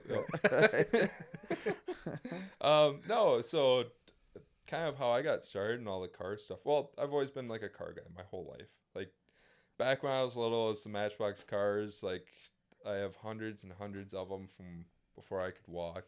My grandpa has had Corvettes growing up, so I grew up like being groomed into being a Corvette guy. I'm gonna call it being groomed, but it wasn't. I mean, even if I like didn't have the Corvettes growing up around, like my grandpa, my uncle, and their cars, like you would have found your way there eventually. I would have found my way. I don't know. You probably would have ended up getting a Beamer with a burble tune. Oh my god! in no way would that ever happen. I don't know. You're really glazing up Sean. Well, Sean's car is cool. I mean, that thing's sweet. That's the first time I've ever like been around one. There's a like, as a car guy, you can appreciate this stuff though. But I don't know. There's something about the V8 muscle that you know. 100%. Yeah. And like, I am not like Dan, where I am very brand loyal. Like I like everything. I've had Adjust everything. this a little bit, by the way. Yeah. Yeah. Okay. There you go. I you just keep going away from the bike. Like every 2 minutes, you go like an inch further. But no, I like everything. I've had everything. I kind of started with the whole SRT Jeep thing because that's like the most, and this was pre-Trackhawk, right around the time Trackhawks were coming out. They weren't figured out. Well, it was 2018, 2019. So like, and Trackhawks were released in 2018, so they probably weren't hitting the used market. No, they weren't hitting the used market, and at the time I was 19, 20 years old. So like I was young. I didn't have, I mean, it wasn't even in the realm of conversation to talk about buying a Trackhawk because they were selling for 80, 90 at the time. If not more. I think they were over sticker when they first released. But anyways, it's still way out of my budget at that time.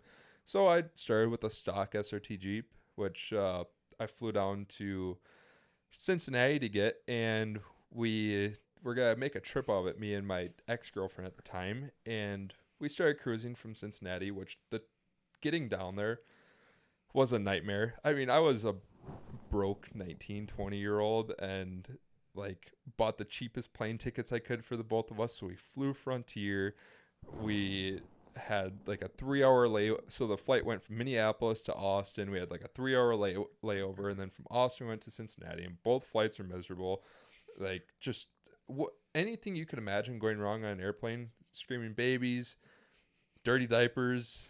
I mean, pressure stuff from pilots taking off. And that was just your ex. No. Yeah. I was gonna say that was just oh you. my god, yeah, she'll do that too. No, she was great. She was cool. But we get there, and our Uber driver taking us from from the airport to the dealership was like going 90 miles an hour in and out of cars, and like these were roads you don't go 90 miles an hour on. They were like solid 45, 50 mile an hour roads. That explains my morning. So like I was already stressed out from like the week leading up to this, and then like all the travel headaches, and like I was just like, if we die, we die. Like it is what it is. But we get to the dealership, and the dealer is pissed that he's open a half an hour later than than when they close or whatever. And he had texted me during my layover that somebody was in there test driving the Jeep too. So when I took off for the second flight, I had no idea if it was even going to be there when we got there. It's like, all right, dude, fuck you for that. But we pick up the Jeep and we start cruising down, and we get to like the Kentucky border-ish from Cincinnati, I think. I don't know my states over there that well. But anyways, we get to like the Kentucky border, and I get like a voltage light or a battery light on the Jeep. I'm like, oh, what's wrong with this thing? And this is before I knew cars, like growing up around cars, but like I hadn't wrenched on anything really, like done brakes, had done oil changes, but like I'd never had anything that had broken before. So like I didn't ever have to fix anything before. So I'm like, okay, so maybe a battery, maybe an alternator. So I grab a jump pack from a Walmart, which is the most hillbilly Walmart I've ever been to in my life. And we cruise a little bit further down and get to the closest hotel, and we were going to assess everything in the morning. Well, I call the parts stores, and I think it was O'Reilly's or maybe Advance hooked me up with a guy named Bubba. Bubba drove like a 1999 Grand Cherokee. So like I've got my 2015 SRT Jeep sitting out in the parking lot, and Bubba pulls up in this 99 Grand Cherokee with the jump box. And he's like, all right, we're gonna take it over to the parts store, and we're gonna test your alternator. I'm like, okay, sounds good. And they I don't know exactly what they did because I wasn't really paying attention, but they determined right there, yep, the alternator is indeed shot. So they could get one in at like 2:00. So we follow Bubba with a jump pack under my hood, because the jump pack that I got from Walmart was a complete piece of shit and didn't work. We follow Bubba up into these mountains. Now, we're in the middle of like Kentucky, like the middle of nowhere. And we're driving like 10, 15 minutes out of town. And it's like, I mean, you picture what you find out in like the mountains out there. That is 100% of what it was. It was shacks, and like everyone's sitting out on their porch with like 3 teeth, and it was an experience. But we get up to Bubba's shop, and they get working on it, and they put us in this room where there was definitely some meth done in that room at one point or another, because it was just disgusting. Like there's just a pile of garbage in the middle of the floor, and we're sitting on this really gross couch. I've got like pictures of this place. It was super gross. It's weird. It's the same address as Dan's house. Yeah. It's his garage. It's crazy. Sounds like it, yeah. Bubba, is that you? No. Yeah. Under this mask, it's Bubba.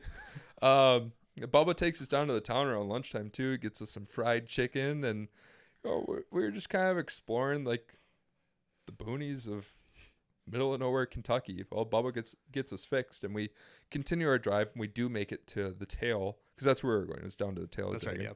And we make it to the tail, and cruise down it, and we had fun. We got to stop at all the little pull-offs and take pictures, and it was sweet.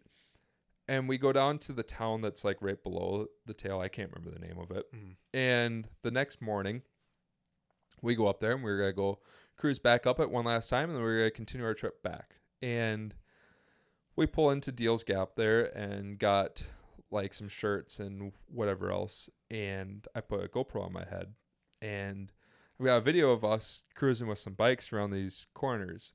Well, we catch up to this pack of Harleys, and we pull over to give the Harleys some space, because the Harleys were going 15 miles an hour down it. So standard stuff. Yeah, not very fun to cruise down Tail of the Dragon going behind 15. Harleys. Yeah.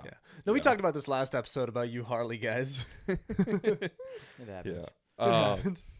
But when we pull back out, we started getting like this burning smell inside the Jeep. Well, it's already been like a trip, like the stress from getting down there, and then it breaks in the middle of the night, and then getting it fixed in the middle of nowhere. Like I was like on like my last nerve. Like I was just like done with everything. Well, we thought that something was on fire. We pull over and I'm like looking around because it smelled like it was coming from inside the Jeep. So like we're checking, the batteries are underneath the passenger seat. So I'm like checking the battery, like just looking around. I popped the hood and this brand new alternator that we had just gotten from O'Reilly's was rolling smoke off of it. I'm like, oh my God, you've got to be kidding me. Now, luckily I got one from O'Reilly's. So there was a lifetime warranty on it. So I I limped it down back to that town. I think it was a Sunday at this point, or late Saturday night. So nobody was open. No, it was not late Saturday night. It was definitely a Sunday. And I find this boat shop. Well, this boat shop is able to test the alternator with like a multimeter or something and determine, yep, this thing's, screwed. So I call up AAA because I had AAA at the time, and AAA sends a tow truck to pick us up. Well, this tow truck pulls up, and there's the driver and his buddy, and there are 2 seats in this tow truck. So we're like, how are we going to do this? He's like, well, you guys want to ride in the Jeep? I'm like, yeah, sure, why not? Well, we didn't think much of it. Whatever, we'll wear our seatbelt, we'll be fine. Well, every road around that area is like the tail of the dragon. Like every single road is tons of corners, cliffs on one side, mountain on the other side. Like it was sketchy. And we're sitting up on top of this tow truck. I have a video of us like cruising down the road. I'm like, oh, a self-driving Jeep, and like the Jeep's not on. I'm not steering the wheel, and we're like going around corners and stuff. But it was like a 3-hour drive, or a 3-hour tow truck ride. Thank God for AAA, because that would have been expensive. But to this O'Reilly's, and then the tow truck drivers helped me swap out the alternator in the parking lot, and then we straight shot it back to Menominee that same night. And like the whole time I had like the voltage gauge up, so I'm watching like any kind of fluctuation in the battery voltage. I'm like, oh my God, not another one. It's happening. But I got rid of that Jeep shortly after. When I was trying to sell it, AJ Meta of all people hit me up, and he's like, oh, do you want to trade for my C706? So this is back when he had his I think it was white C7. And I was like, oh yeah, I'd be interested. But at the time, like I still didn't have a ton of money. He's like, well, I'd trade with $15,000 on your end. And I was like, oh, I wish I could make that happen, but I just don't think I can. Which that would have been a good trade for both of us. But I ended up selling it and regretted selling it immediately. Like it was the worst seller's remorse I've ever had. Like I wish I would have kept that thing. Like I was texting the dude like weeks after, like, hey, can I buy it back? Can I buy it back? Well, I ended up buying another SRT Jeep to replace it, but this one had a Whipple on it, which is what I wanted to do to that one, but didn't have that extra money at the time to go drop $8,000 to $10,000 on the Whipple kit. So I was like, okay, sweet. Like this is awesome. Well, there were some red flags in that because the dealer was like pressuring me to put a deposit on it, and I had it inspected by this other dealership, and they're like, yeah, everything checks out. So I went with that, but they said it had like a little hiccup sometimes. I was like, okay, it's probably just tune related. That's how I'm gonna sell my car, by the way. Just a couple hiccups. Yeah. It's German. It's part of it. Yeah, that's the best way to describe any kind of weird issue. Yeah, it's billowing smoke and it hiccups every once in a while. But I ended up buying it, and the owner of the dealership, which I can't say the name because I did end up signing an NDA with this whole deal. Basically, I just can't blast them. But it's okay. We'll pull up the Carfax. Yeah. Yeah, if you guys want the VIN, just hit me up. It's not outside of my NDR. Yeah. Don't go anywhere in Michigan to buy any kind of SRT Jeep. That's all I'll say. This guy's literally gonna fuck himself right Yeah. here. I keep looking at him like, dude, shut up. No, it's all good. But it's just an NDA. Those are just for fun. Yeah, no specifics were given. Shout out to Donaldson Dodge. I have no affiliation with that dealership.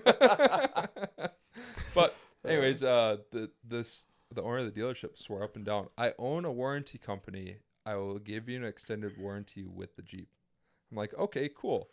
Well, this extended warranty company that he owned then was asking questions about why is it modified, which I had asked him too. I'm like, hey, this thing, it has a Whipple on it. How do you plan on making this work? And he's like, oh, it's fine. I own the company. I'll make it go through. I'm like, okay, so whatever. I was like, if you're willing to do this, cool. They met me from the middle of Michigan in Chicago at the O'Hare Airport. I fly in and I do my test drive around the O'Hare Loop there. And I actually got pulled over on my test drive. Now, this Jeep was like loud as shit. It was Whippled. It had Cook's headers and then the GT Haas catback, which is stupid loud. But the cop was like, what the hell are you doing making all this noise down here? I'm like, oh, I'm just, doing a test drive because I flew in to buy this thing. And he's like, okay, right on. And he's like, do you need gas or anything? And I said, well, yeah, I think I have enough. He's like, dude, just take it and go fill up. I'm like, okay, sounds good. He's like, I'm going to escort you to this gas station and you guys can finish your paperwork there. So the salesman fills me up. And the cop was like, all right, when you leave here, whatever you do, don't go left at the stoplight. Go right. Well, in my phone, I had put in avoid tolls. So not quite remembering what the cop had told me at the time, I'm like, did he say don't go left or don't go right? My phone is telling me go left. It took me right through the hood. I went right through the hood, and I'm in a SRT Jeep, which that is vehicle of choice around there. But ended up making it through the hood just fine. And it's funny that the cop told you that, though. Right? Well, actually, no, I think they told us that too when we were down there. We were coming back from the rally or whatever too. It's like just avoid that area. Yeah. Ended up cruising back, and I beat the living shit out of it on the way back. But the paperwork went all right. Yeah. You guys did it at the gas station? Yeah, we finished all of our paperwork and everything at the dealership. I shouldn't say I beat the living shit out of it. I didn't, it wasn't like I was wide open the whole drive back. There was some pulls. Yeah, there were some pulls. I raced a Mustang or two leaving Chicago and, just had fun with it. I just bought it. It made 700 horsepower, 600, 700-ish horsepower. It was fun. All-wheel horsepower. Yeah. It's fun. I got back to Menominee where I lived, and I picked up one of my buddies. I didn't even make it home. We pull out of his driveway, pull out onto the main drag, and I rip on it. Big cloud of smoke behind us. And I'm like, oh, shit. Well, we pull back in, and it's smoking pretty bad. And I send a video to the dealer, and he's like, hey, take it down to the dealership, have them assess it. We'll get the warranty stuff straightened out. Long story short, I cracked 6 of the 8 ring lands on the pistons, right?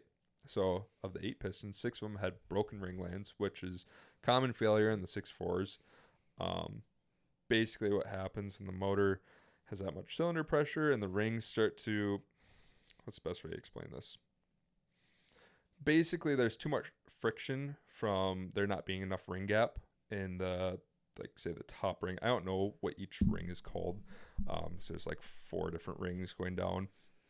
And that's why LS guys will gap their rings a little bit bigger for boost to reduce that cylinder pressure. But basically the friction then caused the very top skirt or chunk of the piston to break off.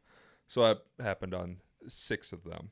So that's crazy. I was like, well, this thing's fucked up. What are we going to do about this? Well, after going back and forth, and I actually filmed some of these phone calls with the dealer because it was ridiculous stuff. He's like, I'm going through arbitration with the dealers or with the auction right now. I'm going to get them to buy this thing back from me, and I'll just write you a check, and we'll take this thing back, and it'll all be good. And this is months, 2 or 3 months of just dealing with how are we going to find a resolution to this? Because you sold me a warranty. Obviously this warranty isn't going through because it's modified. It's not legitimate. Right. What you sold was fraudulent, which I wish I would have known that, what I know now. Dude would have given me a lot more than $2,500. But that's what we ended up settling on, was a $2,500 check to replace the pistons in what ended up being a $20,000-ish, $25,000 rebuild. So I went and did the whole 9 then. stroker motor. Yeah, I've heard that Dodges don't handle boost well. No, right the out the 6.4 in box. particular. Yeah. So the 6.2 will do just fine when it comes to boost, especially like when you start getting into, because like I think what is it? The red eyes come with forged like parts, I think too. Yep. But the 6.4 is the one you do not want to boost. Don't like if I were to go back and do it again. So anyone that's listening that is considering any kind of Dodge, if you want to go fast, if you want to boost it, just be patient. Don't waste your time. Don't waste your money. Like, get a Hellcat. Yeah, get a Hellcat. Well, okay, so actually I've heard this. So we were talking to Bryce when he was on the podcast. I want to say episode 6 or something, and he suggested if you're trying to go like for that 7, 8, whatever 900 range, Hellcat, right? Yep. But if you're trying to go higher than that, like into the thousands, he's saying like just build a 6.4, like just go to full 9. There are different ways for people to do it. To skin a cat. Yeah, I wouldn't do that personally because, like, let's look at it from a resale perspective. If you build a 6.4 and you stick, let's say, 50 grand into it, you're not going to get anywhere near that back. Versus, so you're trying to sell like a built Scat Pack, you'll maybe sell for what a stock Hellcat sells for, maybe, and there's not that much of a difference. So the amount of money that you would come up technically from a stock Scat to like a built one is minimal. But if you're selling like a built Hellcat, there's more money or more of a margin to recoup if you were to try and sell it from the money that you put into it. I kind of see that argument. We'll have him back on here soon. But that's just one part of it. First of all, does it really take 50 grand to build a 6.4? We're talking built though. Yeah, so if I threw 50 grand at a Coyote motor, I could get 2,000 horsepower out of it. Yeah. Well, and that's everything from what I've seen. I've built a lot of cars. Everything that I've seen, it all kind of costs the same to get to the smaller levels past like capabilities of like stock bottom end stuff or like stock train stuff. Let's say you want to get to like 1,500 wheel, it's going to cost the same for basically all platforms. Because if you want to get to 1,500 wheel on like a 10-speed Mustang, right, you have to do a built trans, you have to do a built motor, probably a sleeve motor at that point. Yeah. Is that what Dave said? I think that was, I think he said built trans, and you for sure need a trans. built trans. I don't think he's sleeved yet though. In his, I think that was on the agenda. I don't know. Anyways, they're pretty safe up to about 12.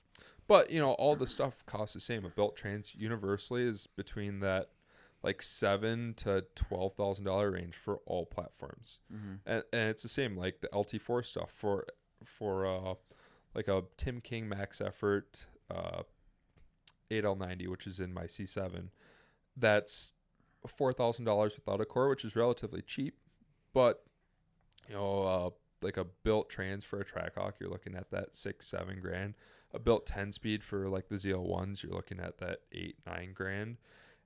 Built trans for the ZR1, if you go to the moon, it's 8, 9, 10 grand. And if you do like a PPG sequential gear set in it, you're looking at like $18,000 to $20,000 for built motors. I haven't priced out like Coyotes and Hellcat stuff recently because it's been a while since I've had anything of that realm.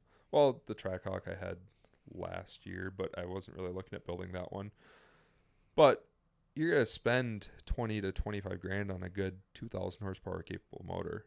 And that's easy to do. Like the motor that's in the Z06, I have all of 35 grand into between the short block and then the LME heads and everything. It all just adds up. But end of the day, everything kind of costs the same. A turbo kit for all platforms is really $10,000.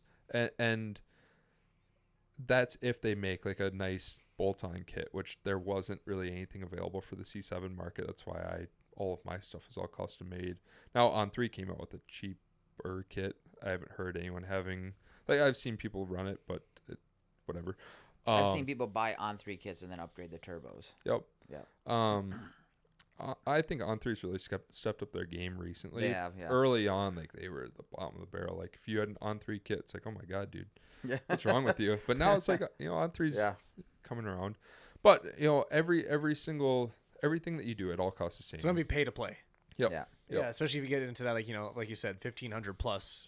Category. And realistically, like the 1,200 horsepower to 1,600 horsepower, it's all really the same. Like if you plan it at the same time, it really costs about the same, unless there's like some sort of serious upgrade that needs to happen, like on the R8s and the Huracans, where that stock motor, the safe limit is like kind of 1400 wheel. Like 1400 is really pushing it for a stock motor, but stock not like trans is the big problem I think on so, those. So that's just it. Is they will, all these companies, AMS, UGR, Sheepy, Whoa, yeah, will sell you a stock motor deal. So they'll do the Motec, a built trans. So typically they'll do like a billet second gear for up to like 1200 wheel. And if you get past that 1200 wheel, or if you have plans of going past that 1200 wheel, you'll do like a full billet gear set. But that the limitation is at that point they'll let you run around with 1400 wheel. I've not heard of a shop letting customers out there unless like the customer is full, like they know if we turn it up past 1400, like you're gonna blow your shit up. If you blow those up, like if you window the block, from what I've heard, kind of sounds like you're talking engine fire, and that's when you see the cars blow the ground or burn to the ground. But interesting, cars burning down, huh? Yeah, huh. It's almost like they're giving it away. Yeah. I think it makes it easier to claim on your insurance, though. Yeah, well, so agreed. if you're gonna blow a hole in your block, I might as well. If I blew a hole in my block, I would hope that my car burns down immediately afterwards. Yeah, right. Well, especially at that level too. Oh my God. Thank you, Dan, for hosting our new segment, Insurance Scams. Speaking of insurance, yeah, but I could be like, I don't know what happened. Speaking of insurance scams, don't ever try and change your insurance or take your car off of storage insurance and then have an incident happen, because they will not cover you. You need like 2 months of your car being insured before they even think about covering you. I had an incident with the Rock on my way back from storage, and Progressive wanted to send the FBI after me, so I ended up just paying for that one. Do you still have this Rock, sir? What did it look like? Let what me color go back was and it? try and find it off the highway. Are we talking granite, limestone, like what? They were asking for security footage of the storage complex. They were asking for phone records to verify that I called my girlfriend to tell her that, hey, this rock just broke my windshield. Like, were they actually asking for all that? 100%. Yeah. Well, one of my employees was sitting right next to me. We were sitting. I was gonna go get hamburgers and brats to cook some lunch for my guys at the shop, because we were just doing some, just shop work and whatever. One of my guys was with me, and we were sitting in this Walmart parking lot for 20 minutes while I'm like getting questions. She's asking the same questions over and over. And it's like, trying to find a hole in your story. Yeah, it's like, holy shit. Like, next time I need to make a claim, I'm not going to tell you anything. Yeah, rock hit me. I don't know what happened. What time was it? I don't know. When did it happen? I don't know. It was probably all just fluff that she was just trying to get you to. 100%. Yeah. Yeah. I mean, they were on to something, but I could give them that. They were on. Yeah, they were pulling the right thread. Yeah. They totally worked. Security camera, huh? Yeah. Verify what time I said I left there. Damn. Here's the storage unit. Call them and get records. Like they're not gonna follow up on that shit. Yeah. Oh, but they might. Right. Anyways. Oh, you didn't see it there? Weird. It's race midnight blue. It's probably really hard to see. It doesn't even come up on cameras. Dude, that's a black car. That's definitely not mine. After he hung up, he's like, "Fuck you, Flo." Yeah. But no, building like a 6.4 versus Hellcat, like it's at the Hellcat level, it's easy to make 1,000 wheel, and the tuners are getting better. Like way better. Early on, like 800 was kind of like the safe range. Now, like my tuner for my Trackhawks, his is stock bottom end, stock transmission, stock blower, but he put turbos on it. He made his own turbo kit, and he makes 1,100 wheel, and he beats the shit out of it. But he's one of the better tuners out there. He tunes for Ripatuned. Ripatuned has held the record multiple times for fastest Trackhawk. I think they still hold the record for the fastest Durango. So like they're going fast, but these tuners are learning how to keep these cars alive, which is really the biggest part in like my favorite part of tuning. Keeping the car alive. Yeah. Yeah. But anyways, back to the SRT Jeep. We kind of did the whole build, and Joey from G-Force, right, ends up finding me on Instagram somehow. I don't know how, because I'm not a big social media guy. I don't really post a lot. He's like me when it comes to sales. Like we can find anyone. Yeah, he tracked me down on there too. So you want to do a rally? Which, speaking of, come do a community rally with us this summer. Continue. Yeah, he got me because I went and did the second or third G-Force rally. Well, I did both of them that year, but I get the Jeep back together, and it's like barely running. Like, this is before I had any kind of understanding of anything at that point. And my tuner was like, hey, don't beat on it. Like, I don't have a wideband in it. So, like, your tune, like, you can drive around on it, but don't beat on it. Well, I was kind of beating on it. And he knew that I was out beating on it. And he got pissed with me, whatever. And I ended up going up to Sheridan. Oh, my God, what a mistake. And blew my transfer case, like, the day after I left there. Yeah, that was a mistake. But anyways, long story short. Yeah, we had to get into Sheridan. Yeah. Anybody listening, if you know, you know. Yep. But Joey has me come up to the cities for like a little car meet deal. Well, I didn't know anyone in the cities, so this was like my first exposure into the car market or the car scene around here. So I met Joey. I met the Seals brothers, which they aren't really around in the car stuff anymore, but like 2019 they were hitting it hard. If you saw a Hellcat out at the street races, chances are it was probably them or one of their friends. They're super good guys. I think you did a lot of pictures for them. I did some photo shoots of those guys. They were some of the nicest people I met. Yeah, definitely. Yeah, they kind of, so after that car show, they kind of took me in, and those are your boys. Those are my boys. Yeah, they don't have like they're not like my typical crowd that I would hang around. I was coming from a small town in Wisconsin. Yeah, nobody out here was your crowd. No, no. But they kind of took me in, and we like would hit the street racing hard that year. Like every single night, like I would come up, every Friday and Saturday night, we'd go out and we would race the shit out of their cars. And my Jeep, I was smart enough not to like go out and race it a ton because like I knew it couldn't race, but like we went out and raced the shit out of them. Long story short, I took that SRT Jeep, and after I blew the transmission, transfer case, after I had Sheridan tune it, which I'm assuming they didn't put a trans tune in like they do a lot of other cars, I took it to Apple Ford, traded it in, and got my GT500, which was like a pulley tune, exhaust, but it was on bags, which I'm not into the whole stance thing. Like I was. What year GT500? It was an 11. Okay. So where'd you get it from? You said Apple Ford. I wonder if it's one that Bowen worked on. Could be. That might have been around that era where he was doing the performance stuff out there. So yeah. Anyways. The first year of the aluminum 5.4, so like that was kind of a better year GT500 to have of the early ones. But I was actually talking to Joe DeVito about pulling the airbags out of this, and we were just gonna do like the full BMR catalog. So just get rid of all the bag stuff and make it into like a drag car. And yeah, Joe, that's when I first met Joe. I was out at Gappleby's with him. Yeah, that's when he lived down here in the cities. Yep. That was like early on not early on for him, but like, early on in his business days, I think. Yeah.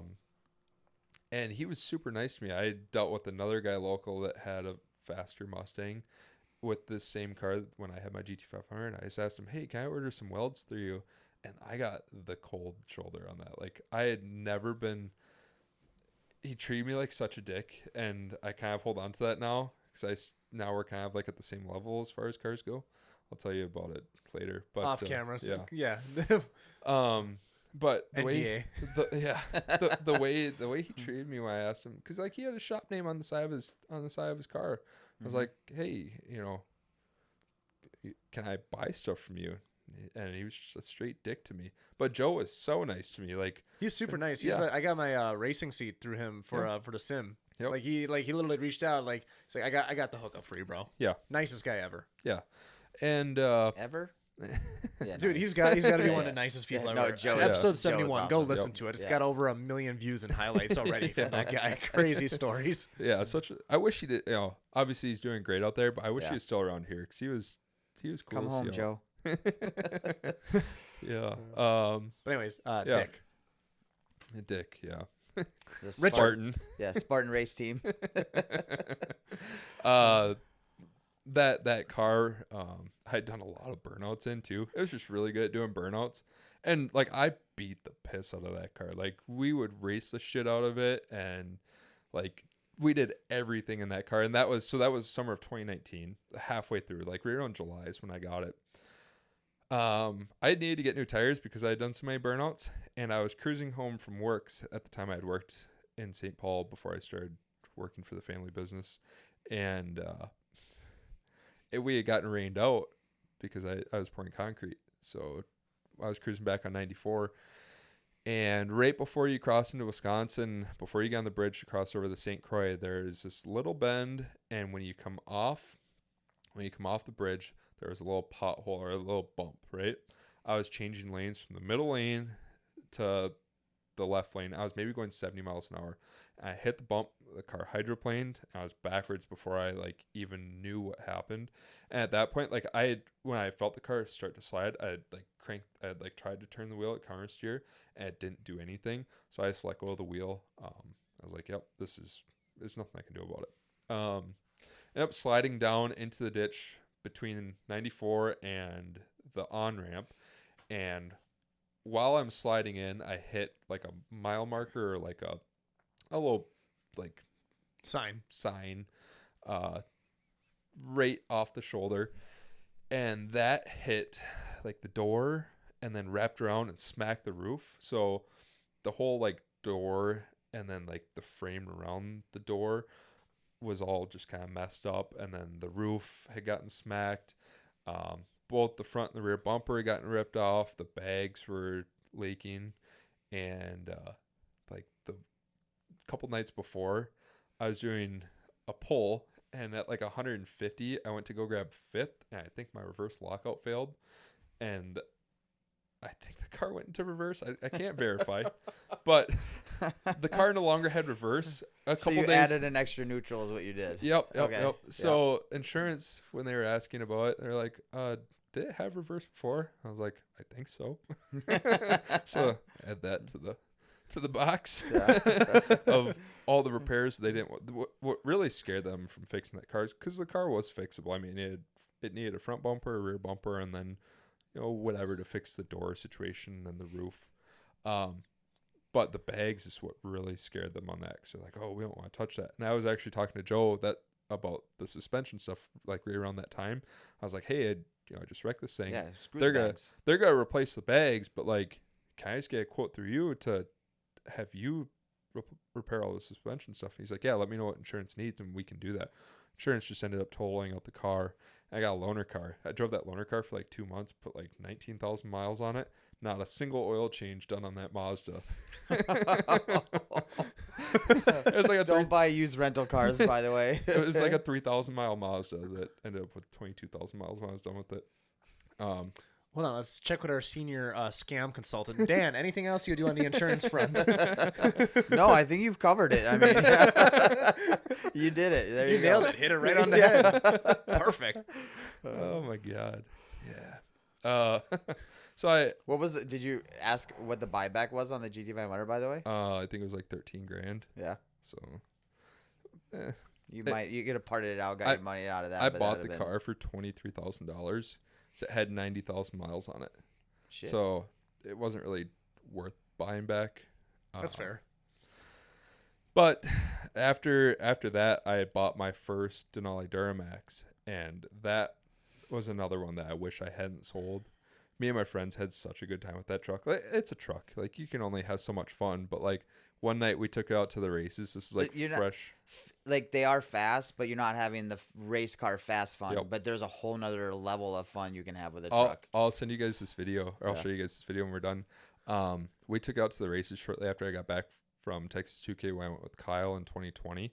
Mm-hmm. And I dig raced a Hellcat in Mendota Heights. Do you remember the big Mendota Heights road bust back in 2020 when the cop got her foot ran over and it was like on the news and everything? Oh, I think I did hear about that.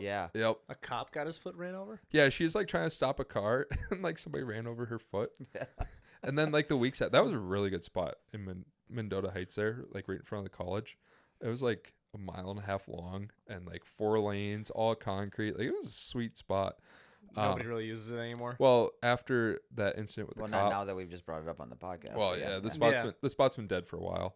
Maybe the slow groups go out there. I don't know. We haven't gone out there. Yeah, because you hang out with the fast guys now. Yeah. Like that's a completely different ball game. Yeah, towards the end of that summer, I had the GT500. That's when I like started, spreading my roots in the Galpabees group, which we can talk about that later. Well, not that group. We probably shouldn't. I have guidelines. You have guidelines, okay? Yep, I have guidelines. What we can talk about. But that spot, after all of that stuff had happened, they started putting barriers up to block all the parking lots. So they put concrete barriers up like Friday afternoon. They block up the parking lot.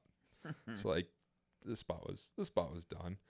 But where are we going with this? Where were we at before? Your cop. Racing with the Denali. Yep. So before all that had happened, there is a Hellcat, a young kid had a Hellcat, didn't know what he was doing, and he was racing everybody.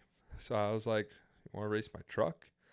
Well, being racing everyone, he's like, "Oh, yeah, I guess." And I asked him for one car, and he got the leave, right? So as soon as I saw his headlights move, I went, but I was one car out on him, right? He had his window down, and he was on my passenger side. I don't know if you ever had a diesel truck, but especially a freaking Duramax, they're like the smoking banshees. So that truck used to just dump, like it would roll coal like crazy. So, and I intentionally asked him for one car just so I could do that to him. You're such an asshole. Yep. So we're racing, and this spot is so long. But I stay out on him for the entire 8th mile, and it wasn't until like I hit the brakes and then he finally comes around me. But that was a tuned and deleted Denali, otherwise stock. Yeah. And I had smoked this Hellcat to the 8th mile. The video is sweet. My buddy, he misspelled work truck. He's like work. It's spelled WORL, so it like kind of ruins it when I pull it back up because it's like, oh man, I look illiterate on it, but but that's how them Duramax guys are. They can't spell, so it's cool. Okay. That's one of world trucks. World's fastest. Duramax Denali. I'm beating up on a Hellcat. Yeah. But the video is like my mirror, and I'm brake boosting, so I'm immediately like, before we even leave, the truck's just rolling coal into this Hellcat. You said his window's open too, yeah, right? His window's open. I see his headlights come up just the tiniest bit, and I go, and maybe he like just lurched forward just a tiny bit. I saw his headlights move, and I was gone. Yeah. And we're just dumping coal on him for like the entire 8th mile, and it's just my mirror, and like you can't even hardly see the car because it's all smoke. But that truck was a ton of fun. And what did it make for power and like torque? Any idea? I think those. So it was 2015. So it had an LML motor in it. I think those are right around like stock, like upper 300s, low 400s for horsepower, maybe 450 horsepower, but then like 600 or 700 foot-pounds of torque. Okay. But it's on a diesel, like anywhere in that 500 to 700 range is usually. Yeah. Yep. Well, after just getting a tune and delete. And then tune and delete is probably in that 500 to 600 horsepower range, and probably right around 1,000 foot-pounds of torque, give or take. You're right in the ballpark. It's the same across all those platforms too. They're pretty much the same. Yep. And that was right around the same time that I got my first Corvette. I bought the cheapest Corvette in the country. It was a rebuilt title, automatic. Bad decision. Yes, awful decision. There were red flags with this one too, but I was ignoring them because it was like, I got the extra money. I can go buy this Corvette and I can do everything that I wanted to, because I had just missed out on when Davian's car came up for sale from the original guy that built it over in Eau Claire. That car was selling for $16,000, and what was it making at the time? Any idea? 1,000. Oh wow, okay. And that's a CE5? That car has been built like how he has it for years. Like, he's changed stuff on it, but that car has been a single turbo with a hood dump for years, right? But I had missed out, so I went to look at it, but then we went down to Florida for vacation, and I was like, hey, when I get back, I got the money, I'll come buy it from you. And he hits me up, the Mike, the guy that was selling it, he hits me up and he's like, hey man, there's somebody here that like has cash. Like, do you want me to hold it for you? I'm like, I do, but like he's there with cash. I get it. Like, you can sell it to him. So I was kind of bummed that I missed out on, and at the time it had the TH400 swap, which is really expensive for Corvettes. Like it's not like a direct bolt-in like it is for the Mustangs or a lot of other cars, because the transmission's in the back. They're transaxle cars. Mm-hmm. So .1 Mustang. The trans is bolted to the diff on the Corvettes. Corvettes. I mean, having the transaxle and the torque tube helps with weight. Yeah. Corvette's not really made to like do the whole dig racing, drag racing thing. Mm-hmm. So that it is what it is. But hot take. Yeah. Well, I mean, it's a fact. It's true. Yeah. They just happen to be really good at everything. Except that. But so I missed out on that car. I bought the cheapest. It was, and I had looked everywhere. I had found a manual car out in California for $7,500, and then this auto car in Detroit for $8,000. It might have even been less than $8,000. It might have only been $7,000. I can't remember, but it was dirt cheap. I was like, I gotta have that. So me and my buddy load up the Denali and my enclosed trailer, and we go out there to pick it up. And we get there like an hour before this dealership opens, and this dealership is like in the hood, like in the hood. So while we're sitting there, we had like 4 or 5 different crackheads like come up and knock on my window. Hey man, you got a cigarette? Nah, we don't smoke. But I ended up buying it because I was like, I didn't care. The car was gonna get built. It was gonna get everything that I just missed out on put into that car. So I bought the car, and it really didn't run right. Like, I knew it had like a misfire and just some other weird stuff. But I bought the car, and we did everything to it, but I never finished it. It was like, it got to a point where I was just annoyed with it and I didn't want to deal with it anymore. Not different scenario than like my C7. It was more or less just, I was working on everything at the time and I was sick of working on it, because I can work on my own stuff. I know what I'm doing.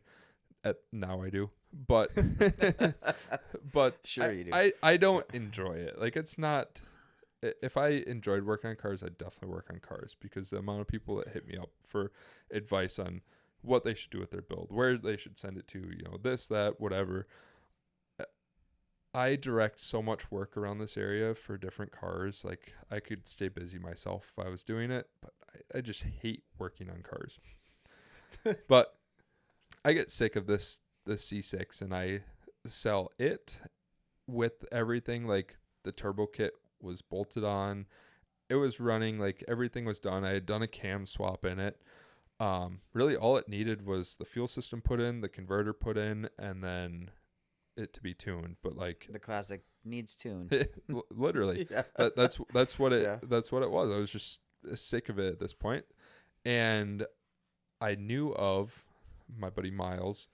It's like, hey, there's this 1,300 horsepower C6 for sale. You should go buy that thing. You'd save yourself so much money and time, whatever. I'm like, well, I already have all this shit. He's like, I'll sell it. So I sold it to a guy down in Milwaukee, delivered it, and I think I sold it for $16,000 or $17,000, which was way less than what I think total for like the cam and the turbo kit and fuel system stuff. Maybe like $5,000 or $6,000 into parts. So like, I was making a decent chunk of money off that. Which is not something that happens often when selling a modded car. Well, and a modded car not finished. I've made money on every single car I've sold except for my silver Trackhawk. That one I took a bath on. But that was kind of like a weird point in the market where it was like starting to take a downturn and people were panicking, because this was like right around this time last year. So 2023, right? The market had started to take a little bit of a downturn. So people were like panicking, like weren't buying anything. But then the Trackhawk market picked right back up like right after I sold it. So like, if I would have waited a little bit longer, I would have definitely got what I paid for it. But I was ready to get rid of it and just like not have it anymore. Mm-hmm. I just wanted to focus on getting the C7 done, which hasn't panned out for me, which we can talk about that in a little bit, but we'll get there. I sold, and this Corvette was maroon. It matched my Denali. The Denali was maroon and the Corvette was maroon, which are my favorite colors for those cars. And I went and bought this black C6 that was told it was completely built front to back, worked on by the best shop. It had the best parts, which turned out to be like partially true. Me and the previous owner kind of went back and forth a little bit, and I kind of called him on some of his shit. But he got upsold by a shitty shop, and I don't think he knew any better. But at the same time, like the car had some really shady work done to it. But I took it out. I raced the shit out of the car, and ended up spinning a bearing and going through like the whole rebuild process. And that's how I found the shop that I use now for my stuff. But I bought that car, and that Corvette was my only car at the time. So I had sold my Denali, and I sold my other Corvette to fund this new built Corvette. I was just going to buy like a cheap little beater daily. Well, I went and bought my little Passat, which is down there. Who would have thought this car, that I'd bought because I didn't have any other cars to drive, would turn into Should the we car. throw on a dyno down here? We could. Yeah. I've never gone wide open throttle in that car. Yeah. Ever. Like not a single time. Yeah, in let's my not. life. Let's not find out what happens. But I had bought this little Passat, and I was like, I hate driving this thing around, because I was used to driving around my Denali. It was a nice truck. Well, I went and bought another Denali right afterwards. Like 2 weeks later, after buying this Corvette and not liking driving this Passat, went and bought another Denali. It was a white Denali, same as what I had just had, but I went from having a unfinished turbo C6 to a finished, very nice ProCharge C6, and then from my maroon Denali to a white Denali, everything else is the exact same. That Denali ended up needing head gaskets like shortly after I bought it, which is like a $5,000 job in those. So we threw some Blue Devil in it, and I sold it right away. I made like $4 or $5 grand off of it. So that's when the COVID market like really picked up. So I was just driving the Passat again, and I had met Orlando Cantu in the process, who owns Cantu Racing down in Victoria, Texas. I flew down there to go look at a Glide C6 Z06, which I ended up going a different route. That's why I bought all my lake properties. And I don't regret like selling that truck. I don't regret passing on that Glide C6 because it led me into better things for me. Greener pastures. Yep. But my buddy that works in my cars now, he referred me to this engine builder who ended up being like 10 minutes down the road from his shop, which he didn't really have a shop this time. He was still like a pipeline garage. Yep. That type of deal. And I asked him, how much will it be to put the motor back in this thing? He said, well, I don't know. Let me think about it. Because I had him go pick up the motor from the builder for me when it was all done. And he texted me later that night. He's like, how's $700 sound? $700? Yeah. I'll bring you the car next week. Like, I was so sick of working on stuff because like I had just gone through the whole process with my other C6 where I was working on everything, and I had pulled the motor out of that car with my buddy Miles, and I was like so done with working on stuff. I was like, yeah, sure. 2 weeks later, 3 weeks later, and I had brought him the car and like 4 boxes of parts, and he said the motor scene there. He didn't know how it came apart, but he had a ProCharge C6. So 2-3-ish weeks later, he calls me up. He says, hey, car's ready. Came back, picked it up, and there were a couple little issues, but him and the engine builder addressed everything, covered everything, and had really started what turned into a really good relationship for us for the most part. And now everything goes there. He had done, after I had gotten that car back together, it gave me belt issues like crazy. That's why I cannot do ProCharger stuff anymore. I'm just sick of them. Some people have good luck. I didn't, and I don't want to go down that road again. But people are in different camps when it comes to like, root style versus centrifugal. Oh yeah, I mean, I'm struggling today. Yeah, Century blowers. Root style blowers are so easy. Like there's no drama. I mean, I'm dealing with some belt slip issues, but it's because we have the wrong belt size. Because I have brand new stuff that just came out for the car, so nobody's really tested to see what belts work with what combos. So we're all kind of guinea pigs right now for Kong, which sucks, but it is what it is. But I ended up selling that black C6 and then getting my first Trackhawk, which I bought from the Bellingers, which they bought brand new. And anyone that's ever raced a Trackhawk early on when Trackhawks first came out here in Minnesota, they probably raced that one because they raced the shit out of that thing. They were racing everyone every single weekend with that thing back to back. They were piling in 5 deep in it, and they were gapping everyone. But it had a pile of miles on it. Like it had like 120,000. Yeah, like it had a pile of miles. And I still think that I've traded the cheapest Trackhawk to ever trade with a clean title, period. Because I bought it for $48,000, and that was in 2020. So nice. That's like ridiculously cheap for that. And I did like the full Rippa-tuned 800 kit or 850 kit. Raced the shit out of it. I put 30,000 miles on it and had a blast and didn't break a single thing on it. I ended up selling it for $60,000, so I made another good chunk of money. I put a pile of miles on it, modded it, and got all of my money and some back. And I had sold it because I was on a Viper kick. I had gotten... Well, how many miles did you sell the Trackhawk with, though? Like 165,000. That is crazy, dude. Yeah. 160,000 hard miles. Oh, hard miles from when it was brand new, because the Bellingers beat the shit out of it as hard as I did. And when I got it, I was racing everybody with it. Like, I've got videos of me racing a couple of these ratified cars with it. And even when it was modded for 20,000 of those miles. And it was upper pulley, lower pulley, injectors, 85, and intake, and then cat deletes. What are you not telling us? What do you mean? You telling me this car is perfect, all 160,000 miles? Yeah. That is crazy. There was not a single thing that ever broke for them. They never dealt with any of like the screen delamination issues that the Trackhawks have. They never broke a transmission. They never broke a transfer case. They never broke any axles. I never broke any of that stuff. They maybe did a water pump, but I don't know for sure. Maybe. And it was like, if they did, it was around 100,000 miles, which any car could have a water pump go out around 100,000 miles. Which goes back to our earlier conversation. 6.4 is just meh. The 6.2s, which is in the hit. Dude, it was so bulletproof for me. Yeah. Like, I beat the living piss out of it. And it was for 20,000 miles of it, it was 800 to 850 wheel horsepower, which that's kind of like the limit for the Trackhawks, because going through the all-wheel drive system, that's really closer to what like a 900 to 950 horsepower Charger or Challenger would be. So it was like really up there with like kind of the safe limit of like a stock trans, and the stock motor kind of likes to like go around 1,000-ish wheel. That's when you break rods. But that thing was great, but I was on a Viper kick. The bank had approved me on a Viper out in New York, and it was actually on one of Joey's rallies. I don't know which one, but somehow I came across it. It was on one of his rallies.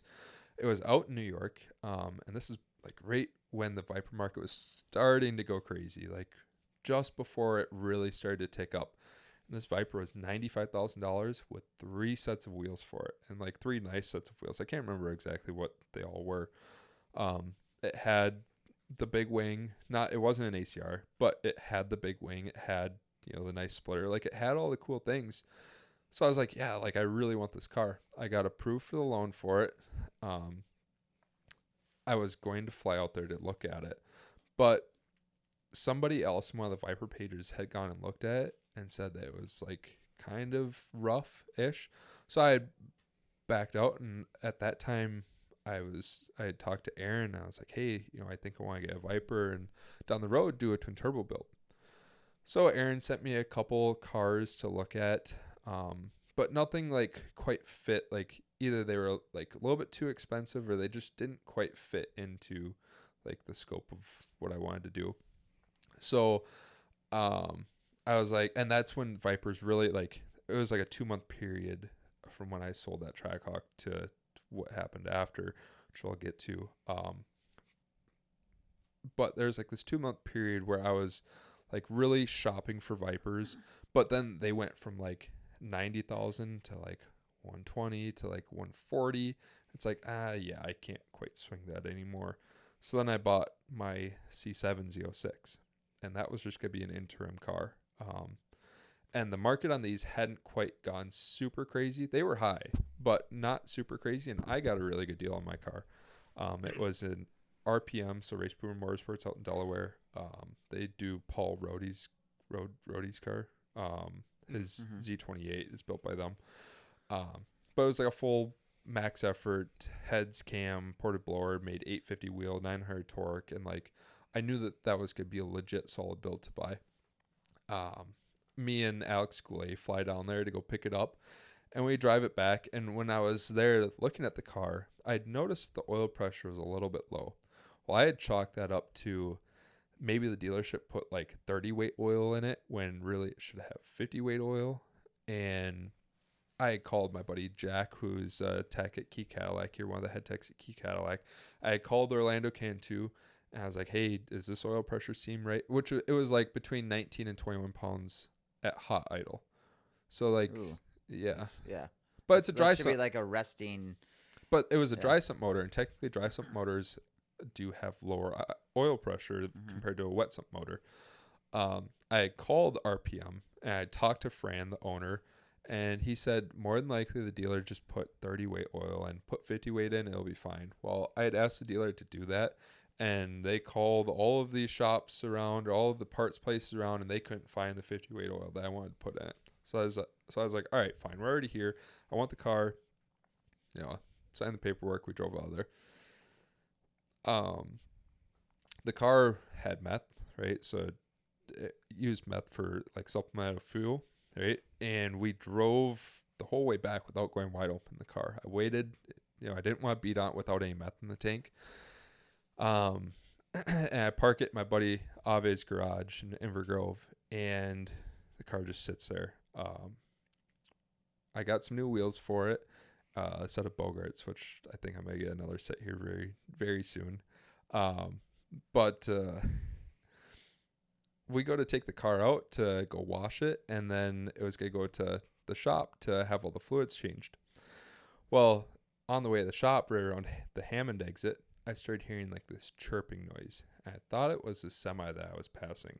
Well, it ended up not being the semi. I take the Hammond exit and I roll down the windows, and as the car comes down to an idle, I can hear it knocking. Like I can just hear a knock. I'm like, oh, what the fuck? Now there's no warning. There's no oil pressure is consistent with what it had been. Like nothing crazy that had given me any weird red flags. So I pull into that parking ride there, and I pop the hood. I'm just kind of listening to see if it sounds like top end, like a broken valve spring, or like a blower issue, or like a broken rocker, or something on the top of the motor that's easily fixed, or if it's worse.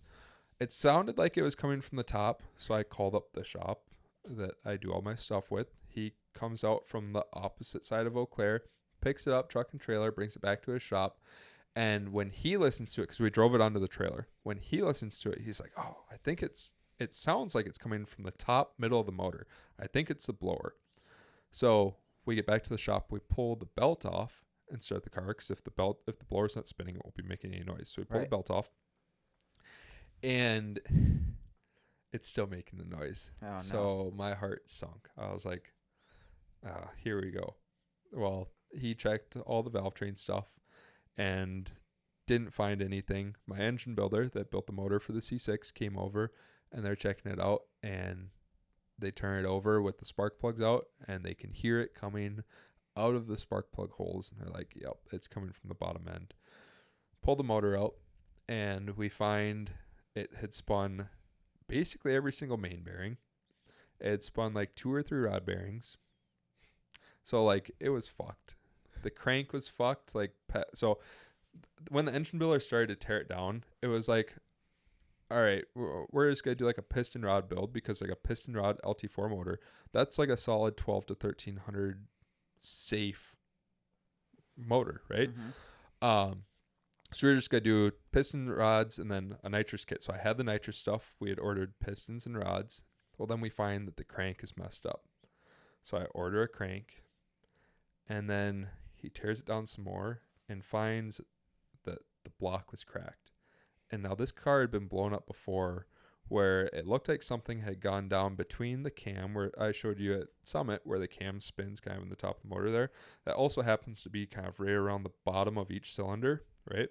So it looked like something had gone down and hit the cam and gotten wedged up between the bottom of the cylinders. So it cracked right between the two sleeves. Well, there wasn't any like coolant in the oil. Like the oil wasn't milky. So like it wasn't cracked into the water jacket. But we were going to try and make over 1,000 horsepower with that motor. So I ended up ordering, at the time, the baddest block that you could get was an L8T block. So they had just made 2,400 horsepower with that block at SEMA. So I was like, all right, I'm going to order that block. We've got my pistons, rods, and crank already, and we'll put it all together. We'll do the nitrous on the stock blower, and we'll make like 1,100 horsepower. And that's when I got linked up with my tuner, Brian Huntsberger, who's Dinosaur Juice Tuning. That dude's track record, he has some of the fastest cars out there, period. Like, he had a C7 back in the day, Ryan Lewikowski, McRippins on Instagram. Before he had his Viper that he went famous with, had a C7 Z06, and that was a Whipple with exhaust and then a 200 or 300 wet shot. No cam, no nothing, like nothing else.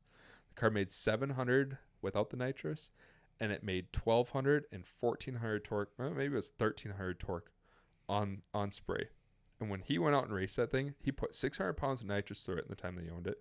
Broke nothing. He was on a stock trans, stock motor, stock converter, stock fuel system. Like, that was a very, very simple, like, when I hear people talk about, oh, LT stuff is so expensive, it's expensive if you do the right way, but there are other ways to like do a build and be fast, right?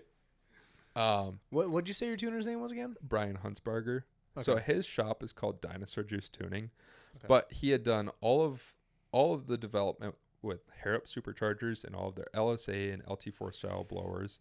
He'd done a lot of development with 2-high PSI, which is the port injection kit that a lot of the guys run in their cars. He still holds the overall quarter-mile record with C7s. Amp just recently broke his 8-speed record in the quarter-mile. But when they set that record back in 2020, it was like the third pass off the trailer on a fresh build where they were having issues with their boost controller, and they went 8.1.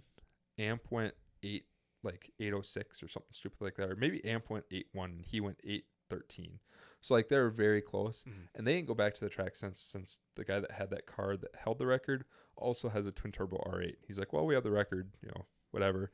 But I heard that they might be going out to re-break that record and put a couple more 8-speed cars. There's not an 8-speed Corvette in the 7s yet, but I know of like 4 of them in my tight circle of twin turbo C7 guys that are like right there ready, and everyone just wants to get a track rental together and go do it at the same time. Because my tuner and Sam, the tuner for Amp, go back and forth, and they butt heads a lot. Gotta love those groups sometimes, right? So we had been waiting on my pistons for a long time after we'd ordered everything, because they were custom spec from Diamond. Well, when I am given a lot of time in a non-running car, I start ordering stuff getting ideas put in my head. So I just happened to be scrolling through Facebook, and a guy by the name of Ryan Mitchell goes and comments, hey, I've got, or is it Ryan Mitchell? I don't know, whatever it is. He says, hey, I've got one dry sump LT4 Magnuson 2650K available. Does anyone want it? And they were really hard to get at that time, because that was like middle of COVID part shortages. Like, you couldn't get anything during that time. So I hit him up immediately. I'm like, yep, send it my way. I want it. So I grabbed that thing and I send it immediately down to Waco, Texas, to Nitrous Outlet, and have them add spray bars to it. So we're going to do the same thing, but instead of a stock blower and nitrous, we're going to do the 2650 and nitrous. And that's when I got linked up with Brian. We're going to do the exact same thing that he did on Ryan's car. So it was going to be kind of stockish fuel system. Like, I would have a cam and everything that you'd need to run E85. But we were going to play the game. So basically, if you mess around with the nitrous jets, if you understand nitrous, you'll understand what we had to do to add the supplement of fueling that you need. But we're going to play around with the nitrous jets through the progressive control. Well, not the jets, but play around with the progressive controller to make up for the fuel we didn't have for all of the nitrous that we were going to spray through it. We're going to try and make like 12 or 1,300 wheel with that blower. Well, that blower didn't even make it to Waco before my buddy Eric, who we met down in Texas, posted up a hot side of a twin turbo kit that came off of Tim King, who my tuner happens to do all of the tuning for.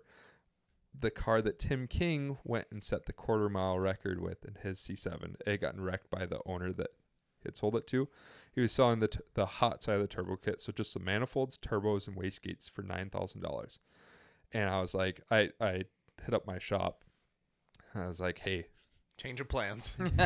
What do you think about this turbo kit? He's like, you with nitrous is not a bad idea, or not a good idea, because I like to, I can do my maintenance, check plugs, change my oil, that kind of stuff. But when you're spraying a shit ton of nitrous, like, you have to check your plugs all the time, and there's filling the bottles and just staying up on your system all the time, because one failure and you're doing it all over again. He said, I know you, just buy the turbo kit. So I hit up Eric and I was like, hey, you want to trade for this 2650 that I have? It's brand new and it's right down Waco getting spray bars ad. And Eric was like, I don't know.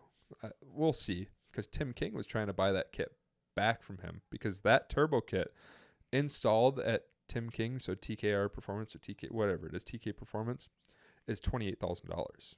Now, that's with the cold side as well, but that's still, a good chunk of change.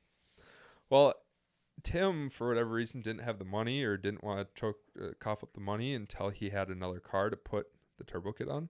Which is fair. Yep. So Eric's that's not car guy shit though. Like, fuck that. Well, the guy will buy a turbo before he even has a car. You don't always want to have inventory, right? So me and Eric do the deal, and like, me and Eric hadn't known each other, hadn't had any other interactions before this. And at first, Eric was just gonna go pick up the supercharger, and like, I was kind of trusting him that you're gonna pick up the supercharger from Nitrous Outlet, and then you're gonna send me the turbo kit. Well, me and Eric became homies through this process, so Eric's like, screw it, I'm just gonna send you the stuff.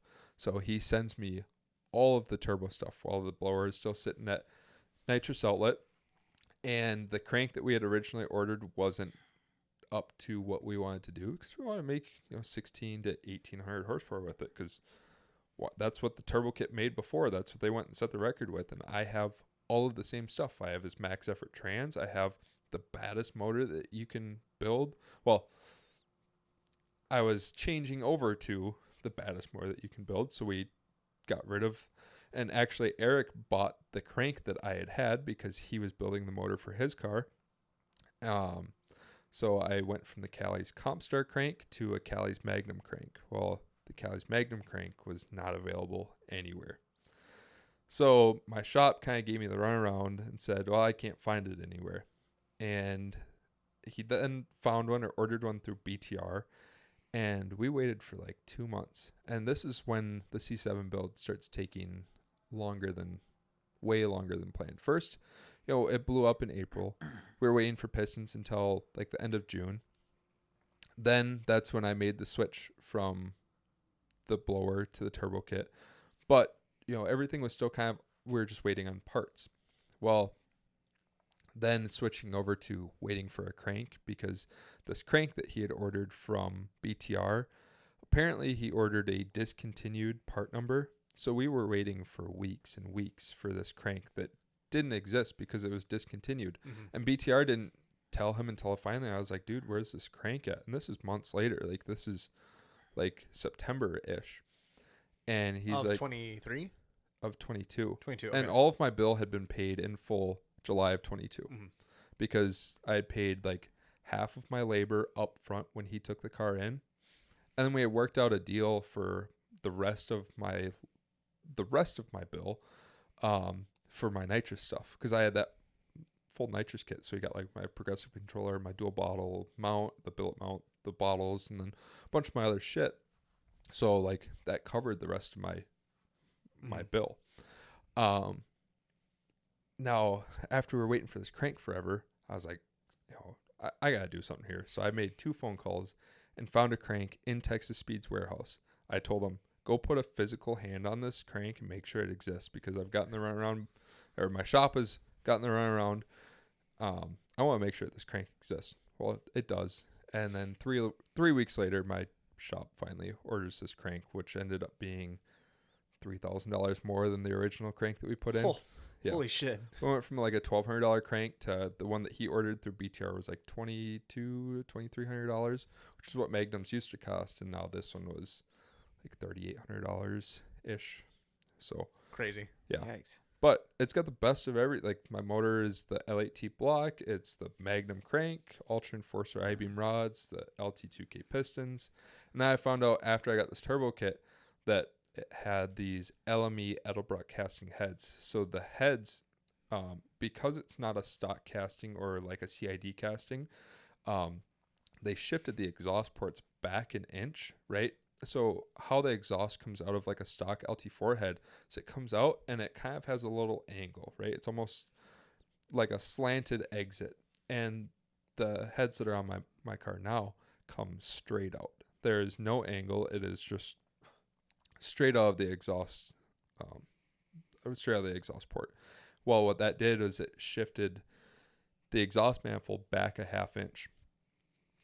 On stock heads, my turbo kit does not clear the back ears of the block that bolts up to the transmission. With these heads that are shifted back an inch, then the turbo kit clears everything.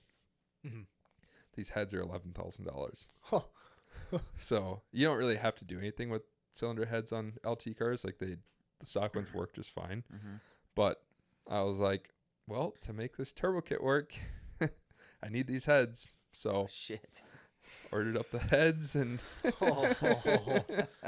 and then I had ordered a Haltech for my port injection, and then the build really just spiraled. I mean, you name it, LT stuff, my car has everything. It has the best of every single part you can put on it. The only thing that's lacking, and it's the only thing that you see, and I had ordered one of these, but it's the intake manifold.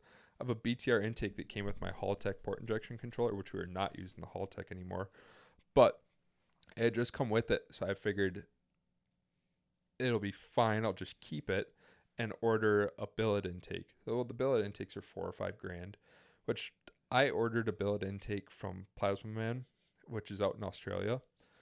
But the place I ordered it from didn't tell me that it was drop shipping from Australia. And they make them per order, and they were 6 to 8 weeks out, and my car had to get to fab. And at this point, like, somewhere along the process of finally getting the crank, like, in November of 22, and end of February is when my motor was actually assembled. My engine, my bare block was sitting at the machine shop since June. My pistons and rods my rods were sitting down there. The pistons, when they came in, were sitting down there. Actually, the rods were not down there. Somehow the rods got lost between my shop, the engine builder, and the machine shop. And they didn't tell me that that's what they were waiting on, but they were in somebody's storage unit along the way. And that delayed the process from November, which I was hoping to have the car, like the motor back in the car before Christmas of 22 to go to fab before Christmas of 22. So like I was trying to get everything done like that first year when I bought the car in February of 22. Like it was not like most of these cars, it's like, when they take forever, it's usually when people are lacking funds to buy the parts for their build. Mm-hmm. Everything's been paid for. Everything's been there. But it's consistently people dropping the ball around. Who's who? Yeah, which is frustrating. So nothing was getting done. And then finally, they got everything sorted out. And the engine builder goes to assemble the motor. This is the beginning of February. So a year after I had purchased the car. And finds that the machine shop did not line bore for the crank. So the main bores for the crank were ovaled. So my block had to go back to the machine shop that it had been sitting at since like June. And they had done everything. They knew that everything had to be done on this motor. And they didn't do it. So I was just madder than fuck at this point. So it's like, dude, you've had my stuff for so long. Just get it done. Do it right. Like none of it's cheap.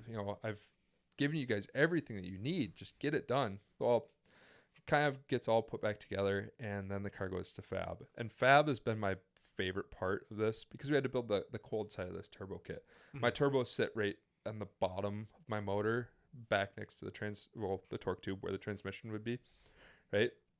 But my fab guy, my fab guy is awesome. When I took it over to him, right? I'm going to take a second to support the home team. Many of you know the podcast is based out of Ratified Motorsports, who makes some of the sickest builds out here. That dyno you all hear downstairs has seen some serious cars. Whether you're looking for a standard tune for your cute little Volkswagen to a full-on Supra or RS3 build, you should give Ratified a call to get the sauce. Check out ratifiedmotorsport.com/performance to see what they can do for you. Let's get back to the show. Tony Bickford, he's been great to me. It's been my favorite part of this entire build. We get to Tony's, and me and Tony sat on his garage floor for probably 20 or 30 hours, just like playing with different things, like cutting different stuff out of the car to like see what has to fit where. And Tony has been like so transparent with every little step, every little hiccup that he's had. He's like, hey, this doesn't work, we have to do this. But everything has been so transparent.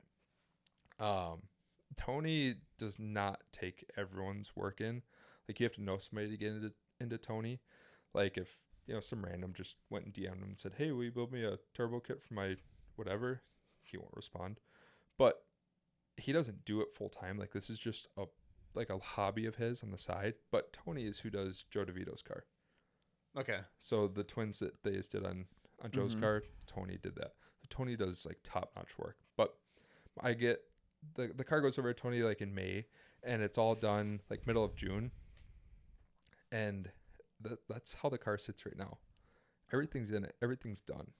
But it needs the oil lines made for the turbos. So off the turbos. The fuel lines have to be ran from my external pump up to the port injectors. And then the converter has to be put in. Mm-hmm. The car has been sitting like that since... sitting at the shop since August. Because he had like a period of time where like he had some stuff going on, so I didn't bring it to him immediately after it left Tony's. But it's been sitting there. But it's almost it's at the bleeding edge of almost done. It is literally done. Like, all he has to do is the oil lines, and we can start the car. Yeah. But so there's a good chance we'll be seeing it here shortly then. Yeah. He told me that end of April. And this will be a 1600 horse build. Honestly, I'd love to see 1400 out of it. Mm-hmm. It can make all of 1600. It can make all of 1800. It could probably even make 2000 if we really push it. But like, realistically, if I see 1400, that'll make me happy. Which brings me to kind of like my next question, unless you wanted to continue going down that rabbit hole. You might also just get rid of it. Yeah. Do you want to touch on that at all? Well, yeah. First of all, during all of this bullshit that's going on, when does the ZR1 come into the picture? So the ZR1 comes into the picture. Don't you remember 2 hours ago? He said November, dude. Come on. So September, he doesn't finish it for this deadline of a wedding that I had. Yep. And I was kind of shopping around for like GT3 RSs or like a GT3 at that time, because like I had just got my first Road America experience. I'm like, oh, like this is sweet. Like I really want to get into this. So I had come across this. Oh my God, this is gonna go for like 4 hours. Cliff notes. I just hear people dropping off like flies. Well, you're talking about the build, you're talking about your C7, all of the issues you're having or whatever. But in the meantime, of you collecting parts and all that stuff, you pick up another freaking Corvette. Yeah. Well, and I kind of glossed over the fact that I bought another Trackhawk in the winter of 23 or end of year 22.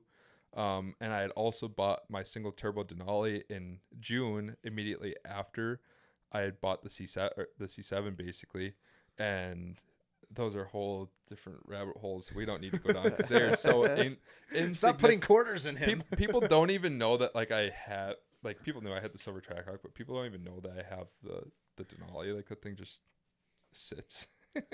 But the ZR1 came in, so this Zero, I'm not gonna get too much into the details on the ZR1 because I don't know what the future holds for that thing either. But basically this track spec ZR1 comes across that needs some love. And when I went to go buy it the first time, there was some weird stuff going on with the title, as in like he didn't give me like a straight answer on whether he held the title or the bank held the title. Like, there were some weird games I didn't want to play.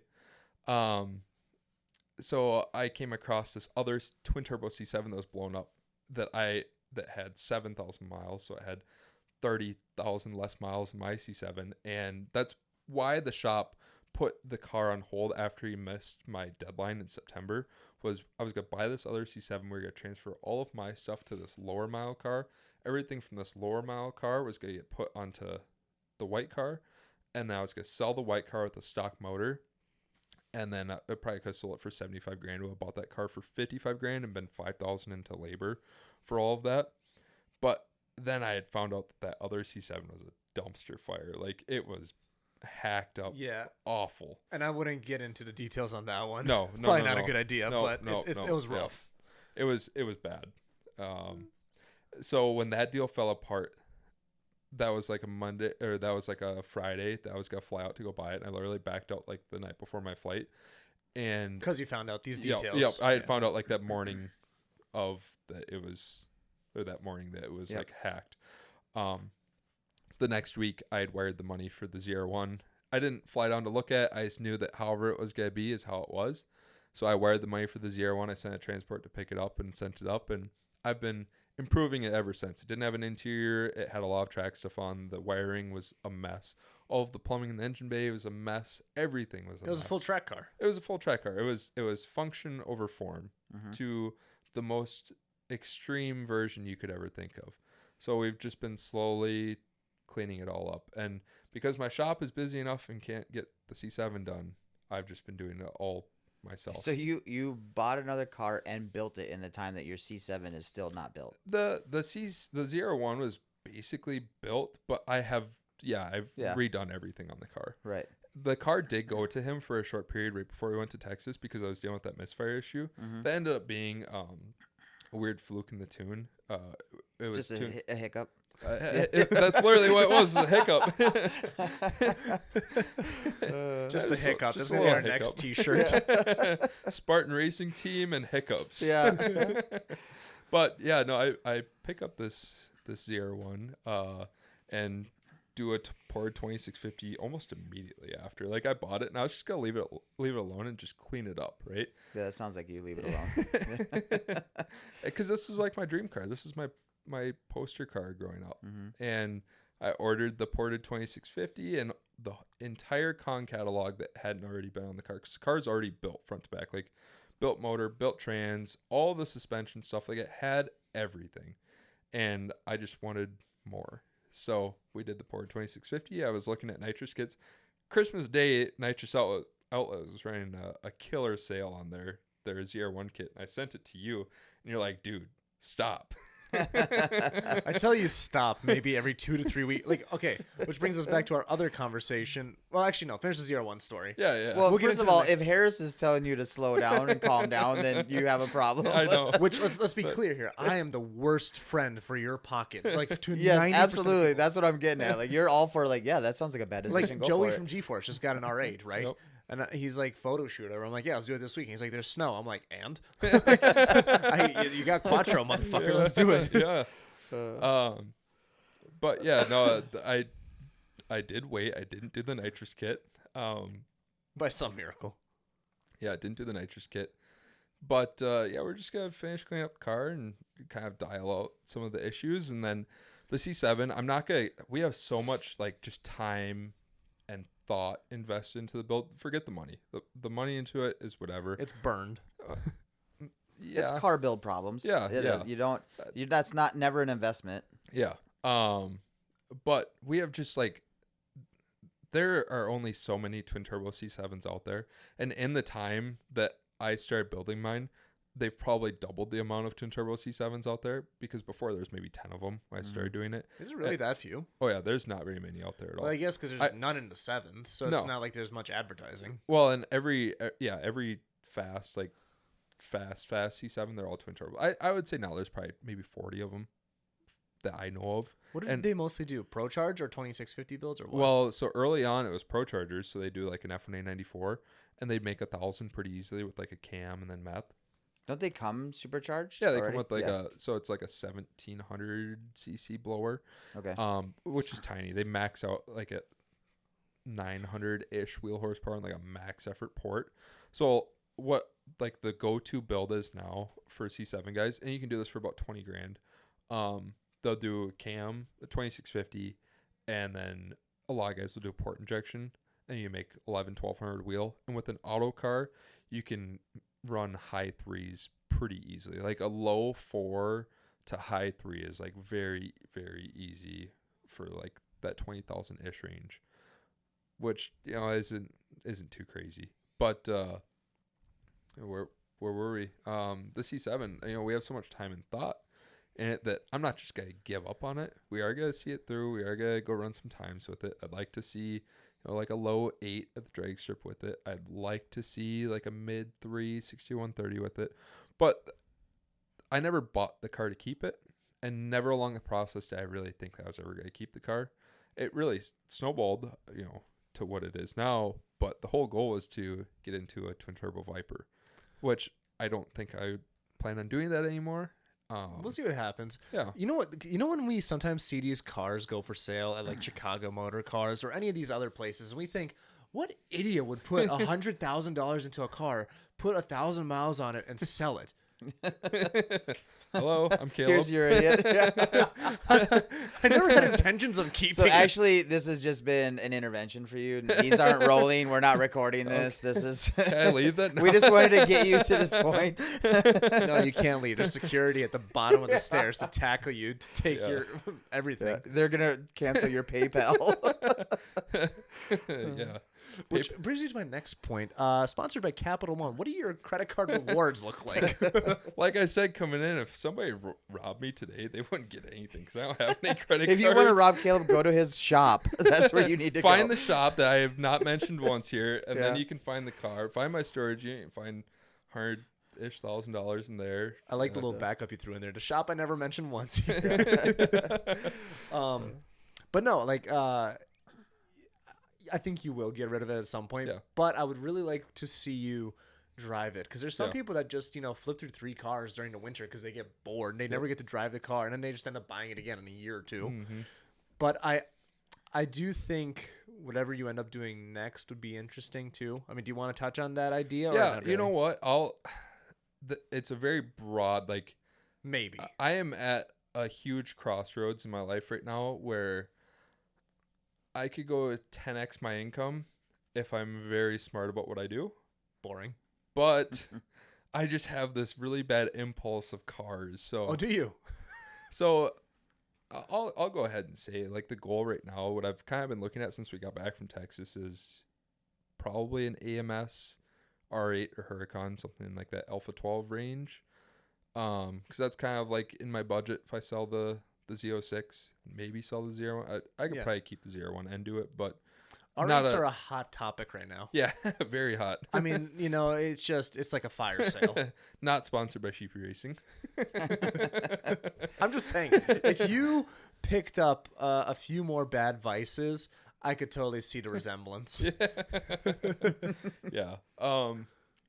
But who knows? You know, I'm very happy with the ZR1 right now.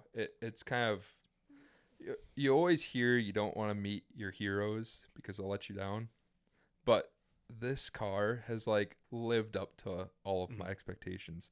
Everyone always talked about, oh, the C6s have, like, such shitty interiors. Well, mine didn't have an interior when I got it, and I put an interior in it. So right now the interior feels pretty nice to me. I spent like maybe an hour total down in Texas because your passenger seat, it's a Kirky metal seat. Like it's just metal. No pad, no nothing on it. Mine had pad, but yeah, I'm sure it did. But it's like it was comfortable. Yeah, it was plush. Yeah. So here's a question for you, right? Okay, what is appealing about going the R8 Huracan route? Because you said something about the 1,400 horsepower range, like something about the 6130. I don't know. Kind of explain that. Yeah. So we're friends with a lot of the Viper guys, right? Mm-hmm. And the Viper guys will be the first to admit this. All-wheel drive is the cheat code. Now, GTRs are cool, but, like, everyone's got a built GTR. Out here in Minnesota. Yeah. There are tons of built GTRs. And I don't know enough about the GTRs, but from what I understand is they're not nearly as reliable as like a twin turbo V10 platform. I know some of like the well-built ones can last, but of the very fast ones here in Minnesota, it sounds like they make a couple passes and they break. You're asking a lot of that V6. Yeah. Yeah. Yep. And that's really what I'm after is that next level. Going from like, the ZR1 will be in that 1,000 to 1,200 horsepower range. The Z06 will be in that 1,400 plus range. But that Z06 is not going to punch with 1,400 horsepower cars. It just won't work. Corvettes don't work past like 1,200 wheel. That's like the limit on the street for them. Why'd you say that was again? It's just traction limited. Yeah. But the Viper guys, right? One local makes 2,000-ish horsepower, and he runs 3.2s-ish, 6130, give or take, and that's 2,000 horsepower. Versus an R8, you can go make 1,400 horsepower, and actually at their claimed 1,200 horsepower for the Alpha 12 package through AMS, they claim like a clockwork 3.6 60 to 130. At 1,400 wheel, there are guys that are running like 2s, like 2.9s, 2.8s-ish with 1,400 wheel on the street, which is fast. It takes like a very, very fast Viper to outrun that on the street. Now, they will come around you eventually, but... Yeah, it's the after 130 where the race finishes. Yep. Yeah. And you can get so far out on that it takes a good driver, which I've seen Aaron pilot some cars here local against some GTRs that have outpowered him, and it really comes down to the driver on the Vipers. But in what aspect? Because I've heard that a few times. And I haven't gotten the seat time in the car, so I don't quite understand it. That's true, yeah. But from just my perspective, it's all about one. You'd think that shifting a sequential is easy, but it's not. There's an art to it. Like there is such an art to shifting a sequential, and it's all in the launch. When I saw Aaron racing this other GTR, it was like whoever got the hit. Now this GTR made 2,000 wheel, and Aaron was in like a 1,300 or 1,400 wheel car, and it was whoever got the hit won the race. And that's really. Oh yeah, I remember. I feel like I don't know. I might be making things up. Yeah. I don't want to. There's some names in that I don't want to get into too much, but I'm getting stories confused. Yeah. Got something in my eye. Yep. Funny enough, actually off camera we can touch back. Yeah. But I want to do like the R8 or the Huracan just because like there are twin turbo ones around here, but nobody in our group that we race with has one yet. Nobody's really like fast, right? Like No. when it comes to the Huracans and the R8s. No, AJ's had a couple like UGR builds, but like he has, but like AJ he'll doesn't never go see out. the streets. Yeah, AJ doesn't go out at all. That's not his scene, No. right? Like He's got too much to lose. Right, he's got two really young kids. I get that, but it's like his R8. It's like it's a mild build, like it's capable of making I think he said 11 or 12. Yeah.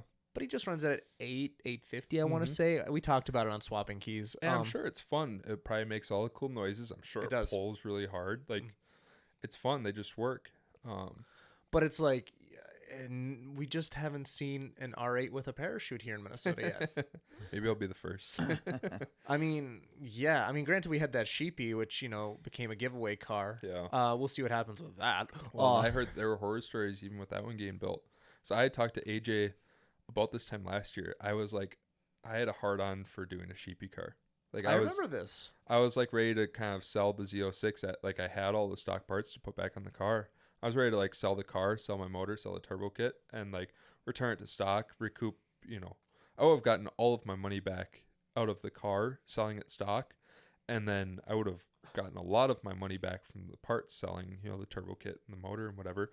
Where I could have, went and bought the R8, probably financed the R8. I would have had all the cash just sitting there to do like a Sheepy Race 1200 kit, or maybe even like their Elite 1500 might have been a stretch. But yeah, like I talked to AJ. I was like, hey, I'm considering doing this. What do you think? He said, I wouldn't do Sheepy. And I was like, yeah, why is that? He said, I just think there's a lot better options out there. But AJ wasn't really giving me the full story. So he has said, stay away from Sheepy. And this was a year ago that AJ was saying this. So anyone that was like really into the twin turbo V10 scene, they knew. Like everyone knew. Yeah, that is one thing that we saw is the writing was on a wall. The writing was on the wall for a lot of people. But I've heard this from dozens of people. Yeah. And this isn't necessarily to say that there hasn't been decent cars come out of there. Yeah. And this is the thing. Like people will be like, "Oh, well, where's your Sheepy R8?" I know. I'll get it on the next giveaway. But it's like that's not to necessarily put it down, but there's been stories. No, and honestly, like there's smoke, there's fire. What's going on with Sheepy 2 is going on with a lot of shops. It's just not getting talked about. Sheepy has like the clout behind it, the huge following that has really ignited the flame, right, of all of this drama going on. But there are other shops. There are C7 shops out there that I know of doing the same It happens thing. all over the place. Yep. Like it's not like it's just like one. This just happens to be the one that gets recognition. And Yep. like as with literally anything in life, there's good things and there's bad things. Yep. You know, and yeah, because I remember seeing somebody in a comment section saying like, yeah, they're just the ones getting put on blast, but there's other shops out there. Yep. 100%. And any good shop, you know, can attest to that too. It's really tough too to like find a good shop that one you want a car at that caliber. You want good support. Like the It's team a 6-figure build. Yeah.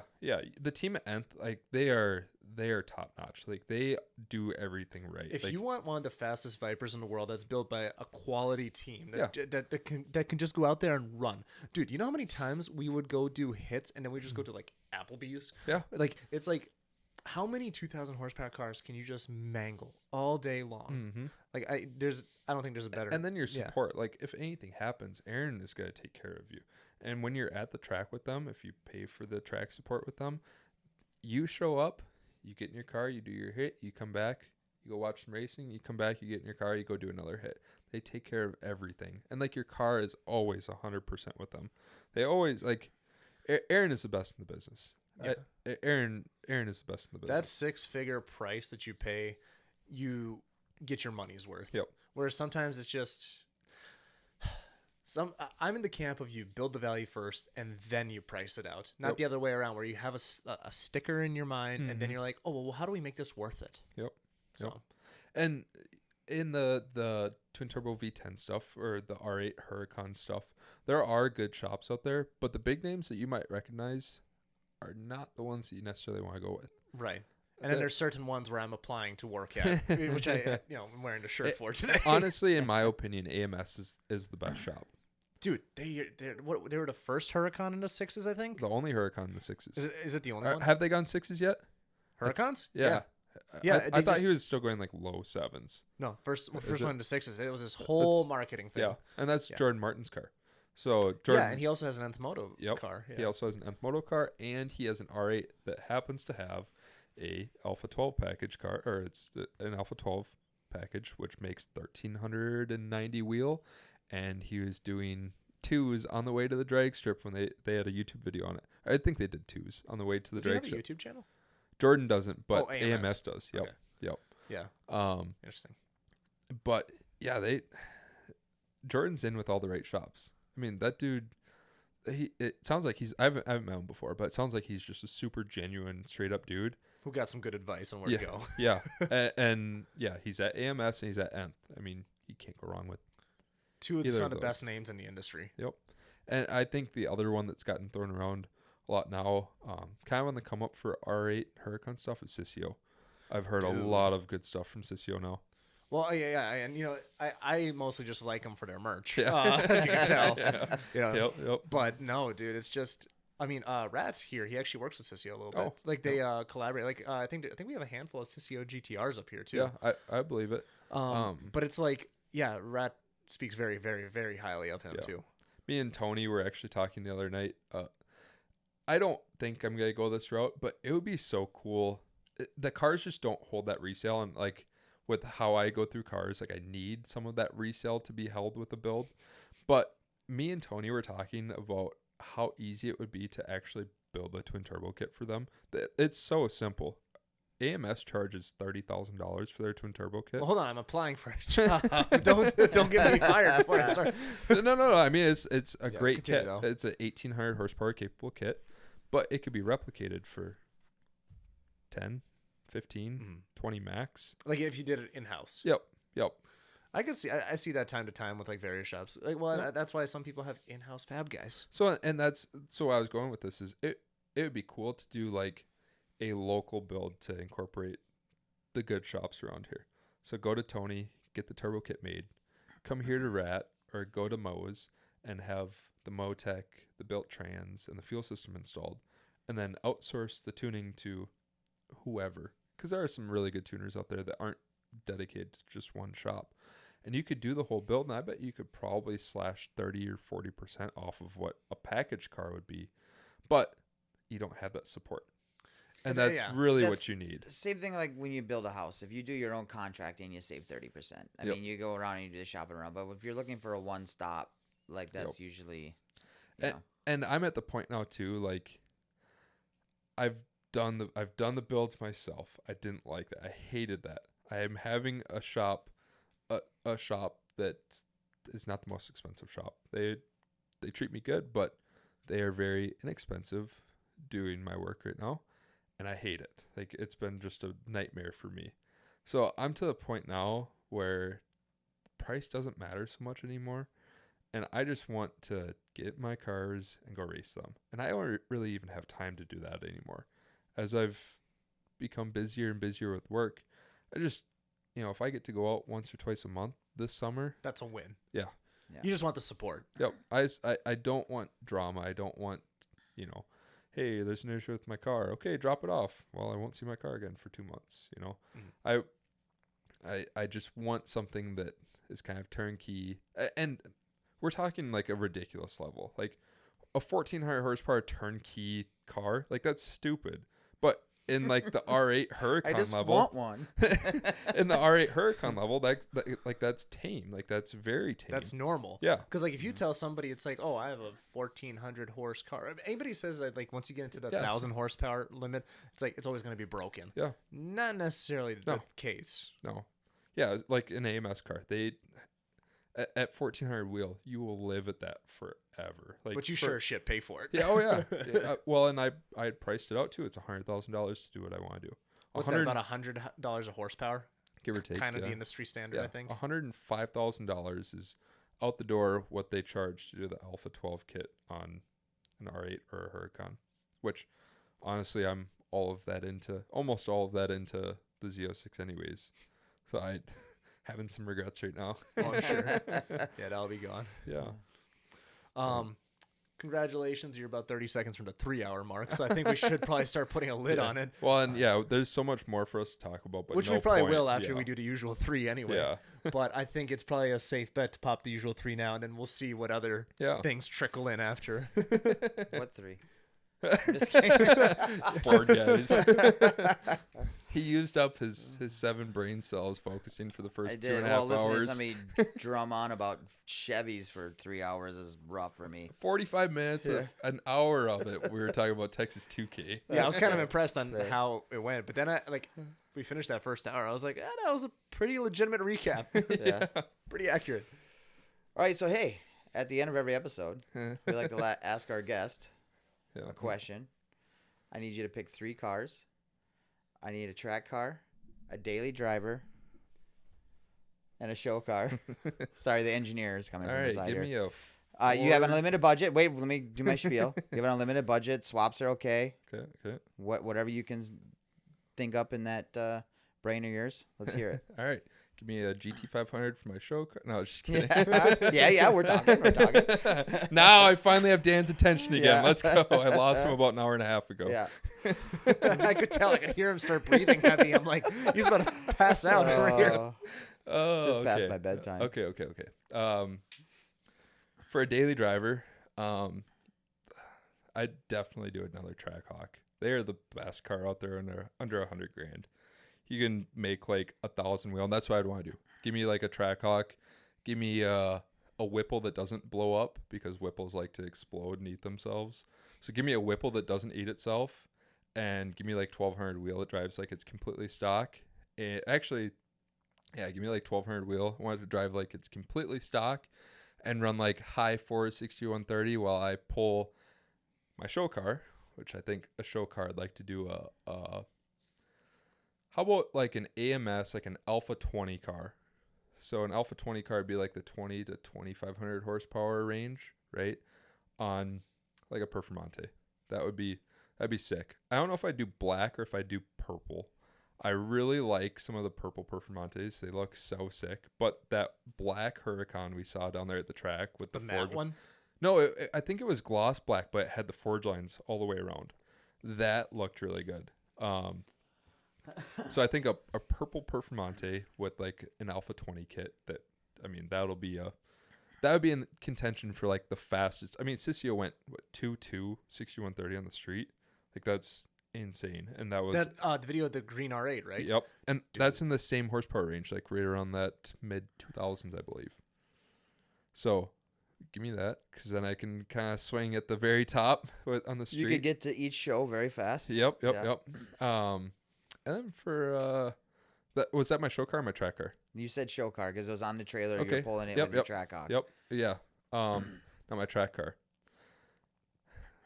It would have to be my ZR1 because it's perfect to me. Like I absolutely love it. It's the right color. It's everything, but make it faster for me. So, yeah, and maybe fix the windshield, add a hood. Yeah.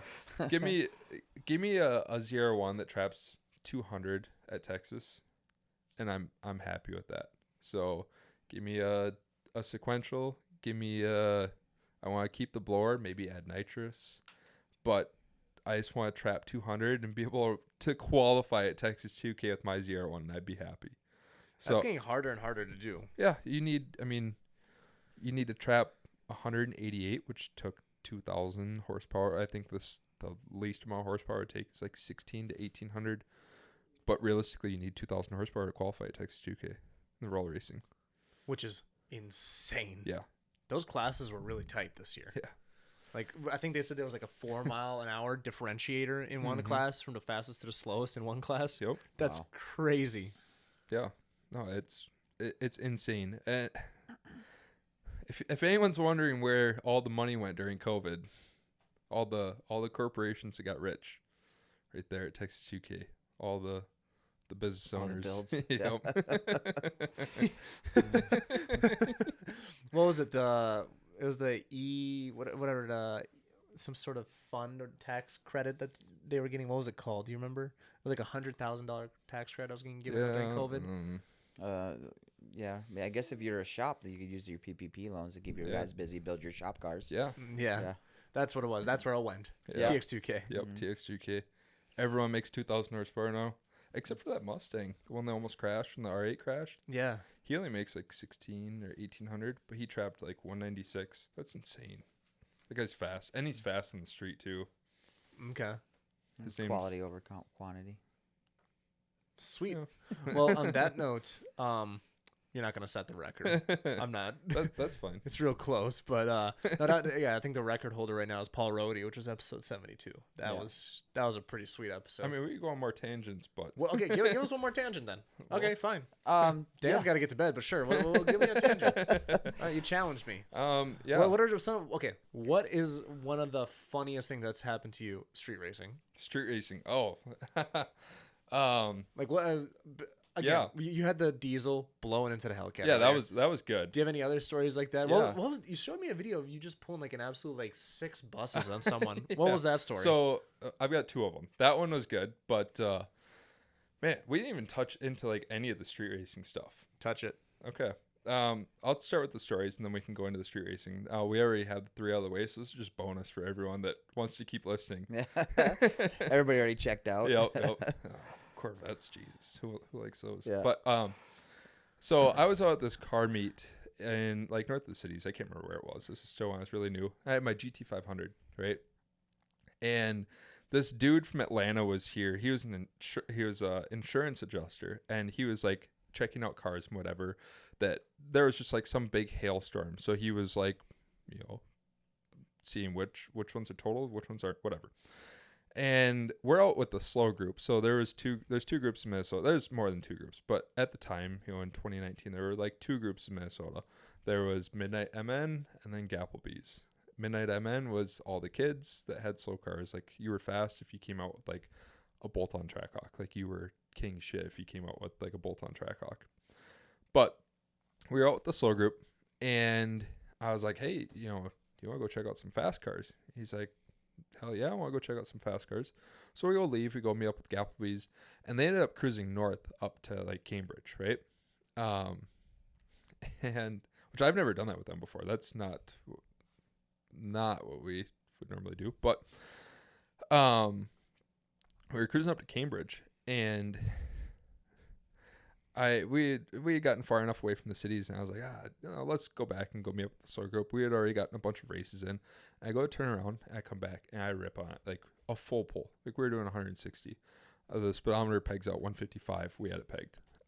Spartan pegging. Yep. And I start slowing down, and I see a cop in median, and I'm like, oh shit, that's not good. And I look down when I'm passing the cop. I'm still going like 120, 130. The cop pulls me over, and he comes up to the window, and he's like, first thing he says is, I'm not going to give you a ticket. How fast were you going? And I said, you're not going to give me a ticket, huh? And he said, I clocked you at 135. I said, okay. Well, before I saw you, I was doing 160. My speedometer pegs out 155, and we had it pegged, and I was still in it. He said, holy shit. So, he says, dude, there's a lot of deer up here. It's a really nice car, and I do not want you to wreck it. So, slow it down, but get out of here. So we were going to meet up with the girl who I had been talking to at the time, who had a Trackhawk, and we went to go meet up with her at the slow group. Well, they were racing at Energy in St. Paul, one of the kind of OG spots, right? And go down there, meet up with her, and I drop off this dude. I can't remember where I dropped this dude off, but drop this dude off somewhere. And we're kind of like ready to call it a night from the racing stuff. And when we go to leave, two cars race past us going towards the Semstone. If you know the spot, then you'll know. They're racing towards the Semstone, and this is like a 4-lane road. And I pull up behind them, and then I kind of rip on it, and I catch up to the cars kind of. And I see a car coming at us. It turns on its lights and happens to be a cop. Turns around, and instead of pulling over the two cars that were racing, he pulls me over. Well, at that point, and now this is later in the night after I had just gotten a verbal warning for going 135. This cop basically was just a dick to me. It was so long ago, I don't remember exactly what he said, but basically, he was a dick, and he was gonna make an example of me. You remember how he made you feel? Yeah. Well, and I'm on FaceTime with this girl, and I'm like, yeah, you're gonna have to come get me out of jail. Well, 6 or 7 other cop cars pull up, and a tow truck pulls up, and these other cops are like asking me questions about the car, and I'm like joking around with them, getting them laughing, and they're like, yeah, this is a new guy. He's kind of a dick. Like, he might actually like take you to jail. I'm like, shit. So I'm like on FaceTime, and this is like 20 minutes. We're sitting there with these cops. I mean, there's a bunch of cops at my windows, and we're all like laughing, joking around, having a good time, whatever. They're just like checking out the car because it's a cool car. It's a GT500. Like, they're cool.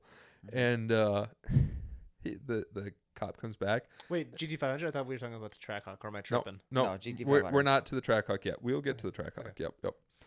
Yep. The cop hands me, and I still have it, hands me a written warning for street racing and tells me to get out of here. And the other cops look at me, and they're like, you better frame that up. I've never seen one of those before. So I still have that written warning for street racing. Which is wild. Hilarious. Which that's twice in one night. I got warnings for basically street racing. But then that story with the Trackhawk, Now this was the black Trackhawk. So not just because I may have gotten confused here because we're like 4 hours deep. Yeah. So the thing in Cambridge, that was in the GT 500. Yep, correct. Okay, yep. cool. I'm caught up now. We're good. Yeah, this is all the same night. Did you see how engaged I was in this one? Yeah. So, I was talking about Fords. Talking about Fords. I was all in it. This next one is about my GT 500. Okay. Yeah. Just wait. What? So we're in the Trackhawk, my black Trackhawk, the first one with the 200,000 miles on it, right? No, I think at that point it probably had 145,000 miles on it, but it was built, had all the stuff done to it, and this old guy had a CTSV that was built by Carl TCP, and it made like 600 or he was telling people it made 700 wheel. I asked him if he wanted to race the Trackhawk because that's like a good race for an 800 horsepower Trackhawk, like 750 wheel horsepower cars for like an 850 horsepower Trackhawk. That's a good race. Well, he was talking shit to me. He's like, "Oh, I don't want to race a Jeep." Well, this dude had no idea. He had absolutely no idea. So we get out to this spot south of the city's a little way, and everyone's parked on this frontage road, and I finally get him to race me, and it doesn't even look like he moved in the videos. I put an absolute bus length on him, and because we were racing in front of this frontage road, there were like 15 people taking different angles, different videos of me putting an absolute train length between the Trackhawk and this CTSV. Like, I'm pretty sure we hit like 180 in the Jeep. And as we were passing everyone, my buddy Nick is sitting shotgun. He's like, "Stay in it." And you can hear in the video, and we're already like so far in front of him. But then there was like a corner right afterwards, and we're like, oh shit. Like, that was one of the sketchiest moments I've ever had in a car, because like I thought it was like a weird spot in the road where it like turned to the right and then I was going down a hill and then right back up to the left. I was like, oh my God, like, of course this is how it's gonna go. But that dude didn't even come back to the meet. He just left. This was my way home anyway. I was actually just going home. Dude, I wasn't even racing you. Yeah. Oh yeah. When you showed me that video, like, it was like ridiculous. It literally would. It's the same gap that Chaz put on me in the GTI when he raced me in his Trackhawk. Yeah. It was such a big Trackhawk gap. thing. I remember when he chirped all 4 tires on that thing, and it was allegedly making, I think he said 800 or 900 wheels. He probably had all the same stuff that I had, so it's probably identical to what I had done. Dude, it's such an amazing car. Like, I get it. Some people like to clown on the Mopar lifestyle, which is fair. Yeah. But the Trackhawks, dude. Yeah, they're perfect. I mean, living where we do, having something that you need to drive, like, or have to drive you around, like, you can't beat a Trackhawk. You can make them fast. You can haul your car around. You can throw the family in it. They're comfortable. Get in the third row? No, you can't. No, not that one. That's the what Durangos the you can. for. Yep. Fine. But it's like, especially for us, like, you know, what's a race car you could daily year round, right? GTR. Trackhawk, R8, GTR, RS3. Yeah, RS3. Huracan R8, like you said. Yep. I mean, there's only a handful of new M3. Yeah, new M3 is killer. Yeah. There's only a handful of all-wheel drive cars that you can, one, make fast, but also and like legitimately fast, and actually fast. Yeah, and like Trackhawks, there are guys out there going low threes, 6130 with them, which I keep on making the 6130 reference, but like that's kind of like the new quarter mile measurement. Like, nobody actually cares what a quarter mile time is anymore, unless you find like the niche group of like diehard drag racers. But like everyone kind of knows what a fast 6130 time is. Like a stock GT500 is 10 seconds versus like a built GT500 is 4 seconds, you know. But yeah, it's crazy when you think about 6130s, like how, like, I remember somebody made a comparison the other day because Stradman did, I think, like a 6.5 second 60 to 130 in his Koenigsegg. Yep. What is it? I think it's a CCX. I don't know. It's an older Koenigsegg. It's an Agera HH, I believe. Oh, so it is a little bit newer. Okay. Yep. Yeah, I'm sure. 2013. Okay, so it is older. Yep. I'm going back and forth. Older but newer, but yeah. Then, you know, you could do that with an M3 with, you know, nothing. Not that much. Yeah. Yeah, a tune. Literally. Yeah, it's so easy. And people lose like perspective. Like the racing scene here, it's broken up into two. Well, there's multiple groups now, and like the soul stuff is kind of a mess. And even our fast group has kind of like dissolved to some extent. It's really small. It's invite only, and when I go out, which is how it should be. Yeah, 100%. Like 15, 20 cars. Like a bad night, there's 50 cars out, and there's too many cars because everyone finds out about it. But I'm the youngest usually when we go out by a big margin, because everyone that goes out there, to have cars that can compete in that level, you have to be doing something else right in life to be able to afford something like that. Or something horribly wrong. Horribly wrong. Yeah, they're those two. Yep. Yeah. But yeah, the group is like, it's really organized. The guy that runs it, he keeps himself quiet. There's a lot of, everyone has a lot to lose. Like everyone that goes out has a lot to lose. It's not like the slow groups here in Minnesota, or like King of the Lots, or the guys that go do the takeovers. Like they have nothing. That name in a while, right? Those guys don't understand what they have to lose, or they don't have anything to lose. Versus the guys that we like, the fast guys here, everyone has a lot to lose. But that fast group has made connections for me in my life, and kind of in a business sense, that, I mean, it's been the best networking experience that I've had, period. Like the connections I've made, the friends I've made through it, I couldn't get that anywhere else. But everyone out there, so the group is really small. It's quiet. It's used to be 2 weekends a night. It'll probably be downsized if it continues. Stop. We don't have to give the logistics. Jesus. You got the record. Here, yeah. You got the record, bud. But, we don't do anything stupid. It's all very organized. Yeah. Very organized, and we can leave it at that. All right. Well, it's time to wrap it up, boys. Let's put a pin in this it's one. past Dan's dead time over here. I could see his eyes glazing over. Yeah. All right. Well, if you guys have made it this far, thank you very much. Caleb, do you have an Instagram or anything like that you want people to follow? Yeah, you can check out all my Ford content at Spartan Racing. I mean, just kidding, just kidding. No, I don't do a whole lot, but my Instagram is just Caleb Isenberger. If you need anything though, Facebook is where to find me. Everyone hits me up through Facebook. So if people need you to wheel and deal stuff. Oh yeah, dude, I am your guy. You need to find anything, you need to sell anything, hit me up. I got you. Any particular things? Because you're probably gonna get a few people messaging you. I guarantee it. Well, anything Corvette related. Okay. Corvette related, I got you. Trackhawk related, I got you. Great. Let's give Dan a shout out. Where can people find Ford stuff? You can check us out at Gunnet Garage with 2 N's. I've actually had some people reach out to me. If you're looking for any Ford stuff, for sure, I can help you out, or at least I know where to send you.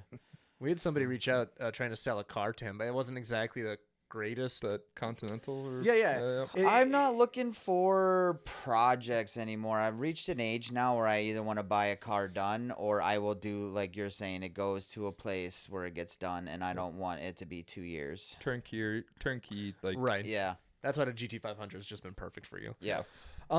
As for me, I've been buying some more parts. It's Ford. It's getting turned up this summer. Yeah, you bring up Ford, he starts going. He's like, "What, bedtime, huh?